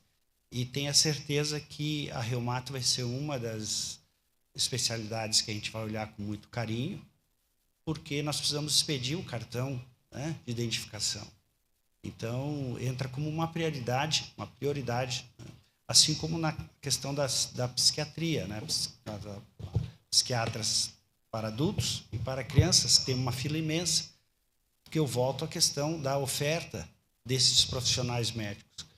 Tem as demandas particulares de convênios e que absorvem integralmente as agendas dos médicos, e fica difícil a gente conseguir competir, né, com uma consulta particular e os recursos que o SUS oferece. Tá? Mas é importante, vereadora Andressa, Juliano, e que a gente tenha esse debate, para não gerar falsa expectativa, e até vocês terem conhecimento que nós temos uma ação em relação à fibro, né, especialmente. Nós estamos trabalhando intensamente a questão dos protocolos médicos, né, doutor Fabiano, junto com a doutora Paula, junto ao CES, para orientar nossos médicos lá na ponta, né, dos critérios, para fazer uma boa anamnese, para identificar, né, para poder fazer um encaminhamento, né, com mais assertividade. Tá? Então, são medidas que a gente tem tomado para fazer o quê? Para reduzir o máximo, né, esse tempo de espera e não ter uma demanda excessiva para determinada especialidade, né, em detrimento, no caso, né, da doença rara como a fibro, que impacta muito, né, a vida do próprio, né, paciente portador, assim como impacta muito a questão da família, a convivência social, limitação para o trabalho, né, e até a questão incapacitante, como foi bem colocada pela doutora Vanessa. Isso, por isso que eu confundi, viu? Andressa e Vanessa, né? Desculpa, mas a doutora Vanessa também, né, colocou assim, né, essa questão da incapacitação para determinadas atividades. Tá? Então, certamente, as demandas devem vir, mesmo que a gente não atenda nesse momento, né, vereadora Andressa e vereador Juliano, para que a gente possa construir e ter um planejamento para nossas ações de saúde, né, no futuro, contemplar de uma forma mais integral todas as necessidades que envolvem cada, né, demanda da saúde. Estamos chegando ao final da nossa audiência. A última pergunta será da Rosângela, para nós ir fazendo os encaminhamentos finais.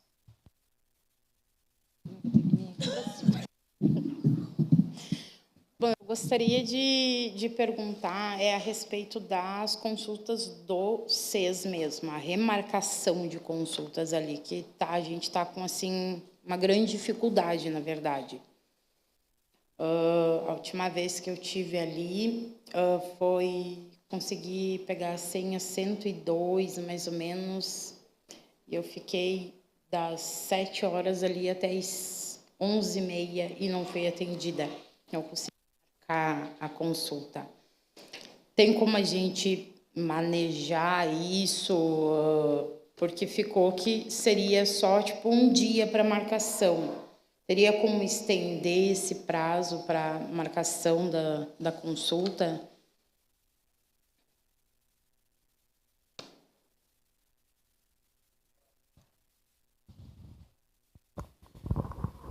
Rosângela, deixa eu só te perguntar. Isso é para retorno? Tá. Então, no dia do retorno, então, tem essa questão das fichas ali e tá a espera gigantesca e acaba não conseguindo, né? Certo. E a frequência disso, eu estou te perguntando porque é lá dentro do SES, né? Então, especificamente no SES, eu queria entender um pouquinho mais como é que funciona isso. Na verdade, não estava acontecendo, tá? Começou isso esse ano. Certo. Porque antes era marcado, tu passava lá, se tu tivesse consulta ali, vamos supor, para março, tu passava lá em fevereiro, era agendado em qualquer horário. Porém, agora eles colocaram um dia específico lá, entendeu? Tal doutora é tal dia, e aí tu tem que pegar as fichas, né? Que nem no caso, quando eu fui, aquele pessoal que chegou depois das 8 horas ali, já não conseguiam mais consultas. Entendeu? Aí... Retorno daí? Mesmo... Sim, ficamos sem retorno, porque eu também fiquei sem retorno. Entendeu? Então, já foi avisado que, tipo, lá no dia 10 do mês de março, tem que fazer todo o processo de novo e tem que ir mais cedo para a fila. Isso pode ser pensado em aumentar, né? Talvez ser disponibilizado talvez em mais dias, né? Talvez seja algo nesse sentido, assim. O acesso está difícil nesse sentido das fichas, né? Acho que é algo que pode ser pensado, Sim. né? Bom, Rosângela, assim, essa questão é bom tu trazer para a gente, tá? Porque é uma questão de planejamento de agenda. Tá? A gente tem que planejar a data do retorno também e gerar dentro da capacidade de atendimento, né, para que não haja essa espera excessiva. Né? É uma questão de organização da agenda, mas aí a gente já registrou e vamos ver isso aí. Temos a ouvidoria, sempre que ocorrer alguma coisa nesse sentido, a gente tem que saber. Porque alguma falha houve no processo lá, a gente tem que saber o que aconteceu. Né? Que tem que ter a organização das agendas, pensando também nisso, não ter uma sobrecarga nas agendas e submeter as pessoas a uma espera excessiva. Tá? O Agenda Mais, só para falar para vocês, que a gente implementou mais 5 UBS. Nós tínhamos 9 já funcionando, Agenda Mais, que tem esse objetivo, né, para a primeira consulta. Tá? Mas não impede que também para o retorno já tenha, depois de feito o primeiro atendimento, a gente já tenha um planejamento para o retorno, né, para não gerar esse transtorno aí para o nosso usuário. Posso falar? Só fazer um complemento, então. Esse problema a gente tem enfrentado lá na direção do SES por uma questão seguinte: desde a pandemia a gente vê uma disparidade de números. A gente está tendo um influxo muito grande de pessoas entrando no SUS e uma saída muito grande de profissionais especialistas. A nossa agenda, para vocês terem uma ideia, a gente em algumas especialidades tem que dividir a agenda total entre o que é primeira consulta e o que é retorno.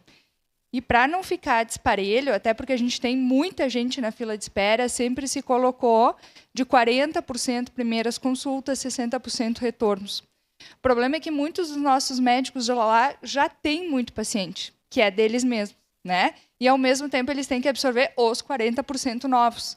Então, por isso que está acabando vaga. É por falta realmente de não há horário, é baixa oferta. Médicos que saíram para muita gente que entrou no SUS. Né? Então, a gente vê uma curva exponencial por questões econômicas no nosso país depois da pandemia. Muita gente saiu dos planos de saúde e estão no SUS. Então, nós temos que levar em consideração isso. É mais gente entrando para menos médico atendendo. Então, essa conta nunca vai fechar. Né? Então, nós já estamos vendo junto à Secretaria de Saúde, com relação a isso, como é que a gente vai fazer isso. Esse equilíbrio é difícil, porque a gente também não pode aumentar muito o retorno e deixar o acesso aos primeiros. Né? Então, nós acreditamos que a questão da teleconsulta vai ajudar bastante isso, porque daí eu consigo desafogar. Eu tiro, então, essa agenda de primeiras consultas dos médicos que já têm, vocês lá atendendo, para conseguir jogá-la para a telemedicina e conseguir abrir esses outros 40% para vocês. Então, a gente acredita que isso é uma coisa que gradualmente vai acontecer. Tá? Por isso que era uma conduta que não existia antes, porque eu tinha 4, 5 especialistas. Agora eu tenho 2, 3 reumatologistas, uma que recém entrou agora faz 2 meses, e eu tenho uma outra que provavelmente vai sair porque é contrato emergencial, vão ficar só 2. Né? Então, a gente espera que, ao longo do ano, né, secretário, a gente comece a equiparar esses números, mas para vocês entenderem o porquê que isso está acontecendo. Tem muita gente entrando e pouco médico para atender todo mundo. Para darmos os devidos encaminhamentos finais, um minutinho só para nossa despedida. Doutora Vanessa, por gentileza.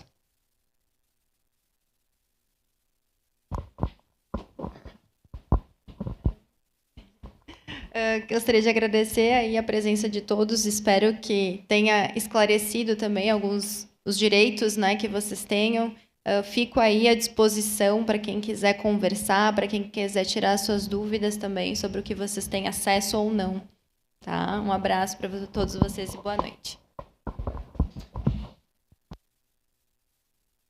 Agora a despedida do nosso doutor Gilson.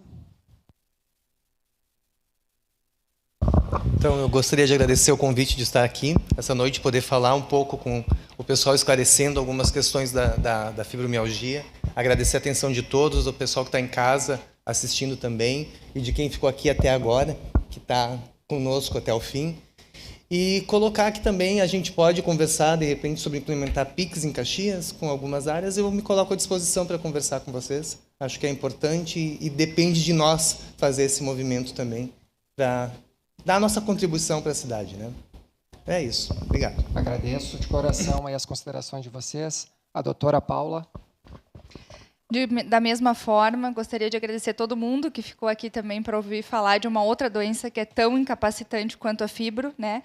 Eu fiquei imaginando agora e me veio à memória, minha mãe tem fibromialgia e nós tivemos também casos de Alzheimer na família, então era minha mãe com fibromialgia cuidando de um paciente com Alzheimer, né? Então, são muitos desafios que a gente tem que enfrentar, eu me coloco à disposição também. Eu acho que Caxias precisa começar a voltar o seu olhar pensando na rede pública, aonde esses nossos idosos ficarão. Tá? A realidade que a gente vê é muito triste, né? Eu faço serviço público por amor mesmo, porque, como vocês falaram, né, eu acho que hoje, para um médico especialista, tá no serviço público quem gosta. Tem pacientes meus aí, né? Amo o que eu faço. Eu acho que a gente precisa começar a pensar, todos nós vamos envelhecer. Se nós não temos filhos, se nós não temos netos, quem irá nos cuidar? E a gente precisa também ter isso, né? A nossa cidade carece muito, a gente acaba dependendo das instituições de longa permanência, mas a gente não tem centros-dias suficientes para colocar esses idosos, para eles poderem estar tendo mais qualidade de vida. Tá? Eu acho que isso é uma coisa que é uma demanda que eu solicito a vocês, assim, o Juliano e ao pessoal dessa equipe toda, para a gente falar sobre isso também. Né? Porque a realidade é muito triste e os filhos sofrem muito, os familiares sofrem muito em receber esse diagnóstico e não saber para onde correr. Uma boa noite para todo mundo. Contem comigo também o que eu puder ajudar nesse processo todo. Doutora Paula, muito bem pertinente. Acho que é importante, né, a gente dar sequência nesses trabalhos. Doutor Fabiano, por gentileza. Oi. Então, mais uma vez agradecendo a oportunidade de conversar um pouquinho a respeito disso. Eu achei essa ideia do evento muito legal e eu acho que outros eventos, não só falando dessas doenças, mas de outras questões importantes de saúde, são muito interessantes de serem realizados com uma frequência maior, porque nessas ocasiões que a gente consegue escutar um pouco o que está acontecendo, né? Quais são as principais queixas, o que está acontecendo lá que a gente não está conseguindo enxergar aqui. Né? Eu acho que é isso, escutar vocês, abrir esse canal, melhorar esse canal de comunicação, entender o que está acontecendo, né, para a gente conseguir encontrar uma solução. Eu acho que esse é o ponto interessante, né? E escutar vocês, porque é a partir daí que a gente vai conseguir entender o que tem para melhorar. Então, eu também me coloco à disposição. Eu vou conversar também ali com a Ana Paula e com a Jussara, até para a gente poder ver essa questão da comunicação ali. E é isso. Não só eu, mas eu acho que posso falar hoje, em nome da atenção primária, a gente se coloca à disposição para melhorar o nosso serviço, né? E entender o que precisa melhorar para que haja uma melhor satisfação do público. Tá? Agradeço. Vamos passar a palavra agora à minha colega vereadora Andressa. Lembrando sempre, pessoal, que essa é a Casa do Povo. Ela está aberta e nós, enquanto vereadores, abertos e à disposição para qualquer tipo de apontamento, dúvida, e solicitando ao nosso poder e até quando podemos chegar, estaremos aqui à disposição de todos vocês. Eu quero agradecer a presença de todos vocês até esse horário. É muito bom poder ouvi-los, ouvir quem está do lado de lá, né, colega? Não só do lado de cá.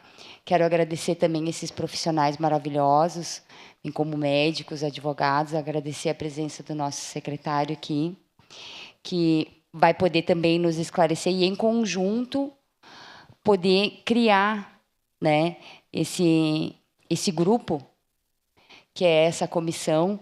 Veja bem, é uma honra e, novamente, parabenizo o meu colega vereador, Juliano Valim, por essa iniciativa dessa audiência e essa discussão, como falaram também, pode ser de outros assuntos, outras temáticas em relação à saúde, e nós estamos aqui também à disposição e queremos vocês de volta para trazer todo esse conhecimento, vocês também que nos trouxeram todo esse conhecimento e que a gente possa, né, vereador, dispor também do que a gente pode fazer aqui dentro da Câmara, né, e ter essa contrapartida em poder ajudá-los também. Obrigado pela presença de vocês, autoridades aqui também. É uma honra participar dessa comissão, tá, vereador? Muito obrigado e uma ótima noite a todos. Com certeza, vereadora e membro da Comissão da Acessibilidade, Andressa, iremos fazer, já estamos fazendo, né? Porque imagina nós iniciarmos o ano na primeira audiência pública, né, secretário Geraldo? Demais convidados, e já divulgando aqui uma verba de R$100 mil que vai contribuir para a nossa saúde de Caxias do Sul. Dando sequência nas despedidas, nosso secretário Geraldo. Bom, agradecer a oportunidade de participar dessa importante discussão, né? Estamos aqui na Casa do Povo, tratando da saúde do povo. É isso que é importante, e todos nós, cumprindo aquilo que a Constituição fala, a harmonia entre os poderes. Aqui é o Executivo e o Legislativo, irmanados, unidos, para proporcionar aquilo que é mais importante, né? Que é cuidar das pessoas, cuidar da vida das pessoas. Estaremos sempre à disposição para essas discussões. Foi uma oportunidade de enriquecer, né, o conhecimento, e agradecer vereador Juliano, vereadora Andressa, pelo empenho e quanto é importante os nossos vereadores trazerem os problemas, mas também trazerem as soluções. E uma das soluções para os nossos problemas passa por recursos. E hoje essa boa notícia que trouxe o deputado Dimas, de trazer o recurso para a nossa saúde, já é uma grande ajuda, um grande passo que a gente possa avançar na qualidade de vida da nossa população. Tá? Muito obrigado, agradeço especialmente aqui a nossa equipe técnica, né, a direção médica do SES, direção médica da nossa atenção primária em saúde, né, que prestaram esclarecimentos a todos nós aí a respeito de como a gente está tratando essa questão tão importante que é essas doenças raras. Secretário Geraldo, agradeço a vossa fala. E após aproximadamente 2 horas e 40 minutos, estamos chegando ao fim da nossa audiência pública. Agradecimento especial a todos que prestigiaram até esse momento aqui no nosso plenário, aos convidados, autoridades, a você que está aí no seu lar, na sua residência, na sua casa, que acompanhou até esse momento essa audiência, a sua audiência. Um forte abraço a todos e que Deus abençoe a cada um de vocês. Muito boa noite. E dou por encerrada essa audiência.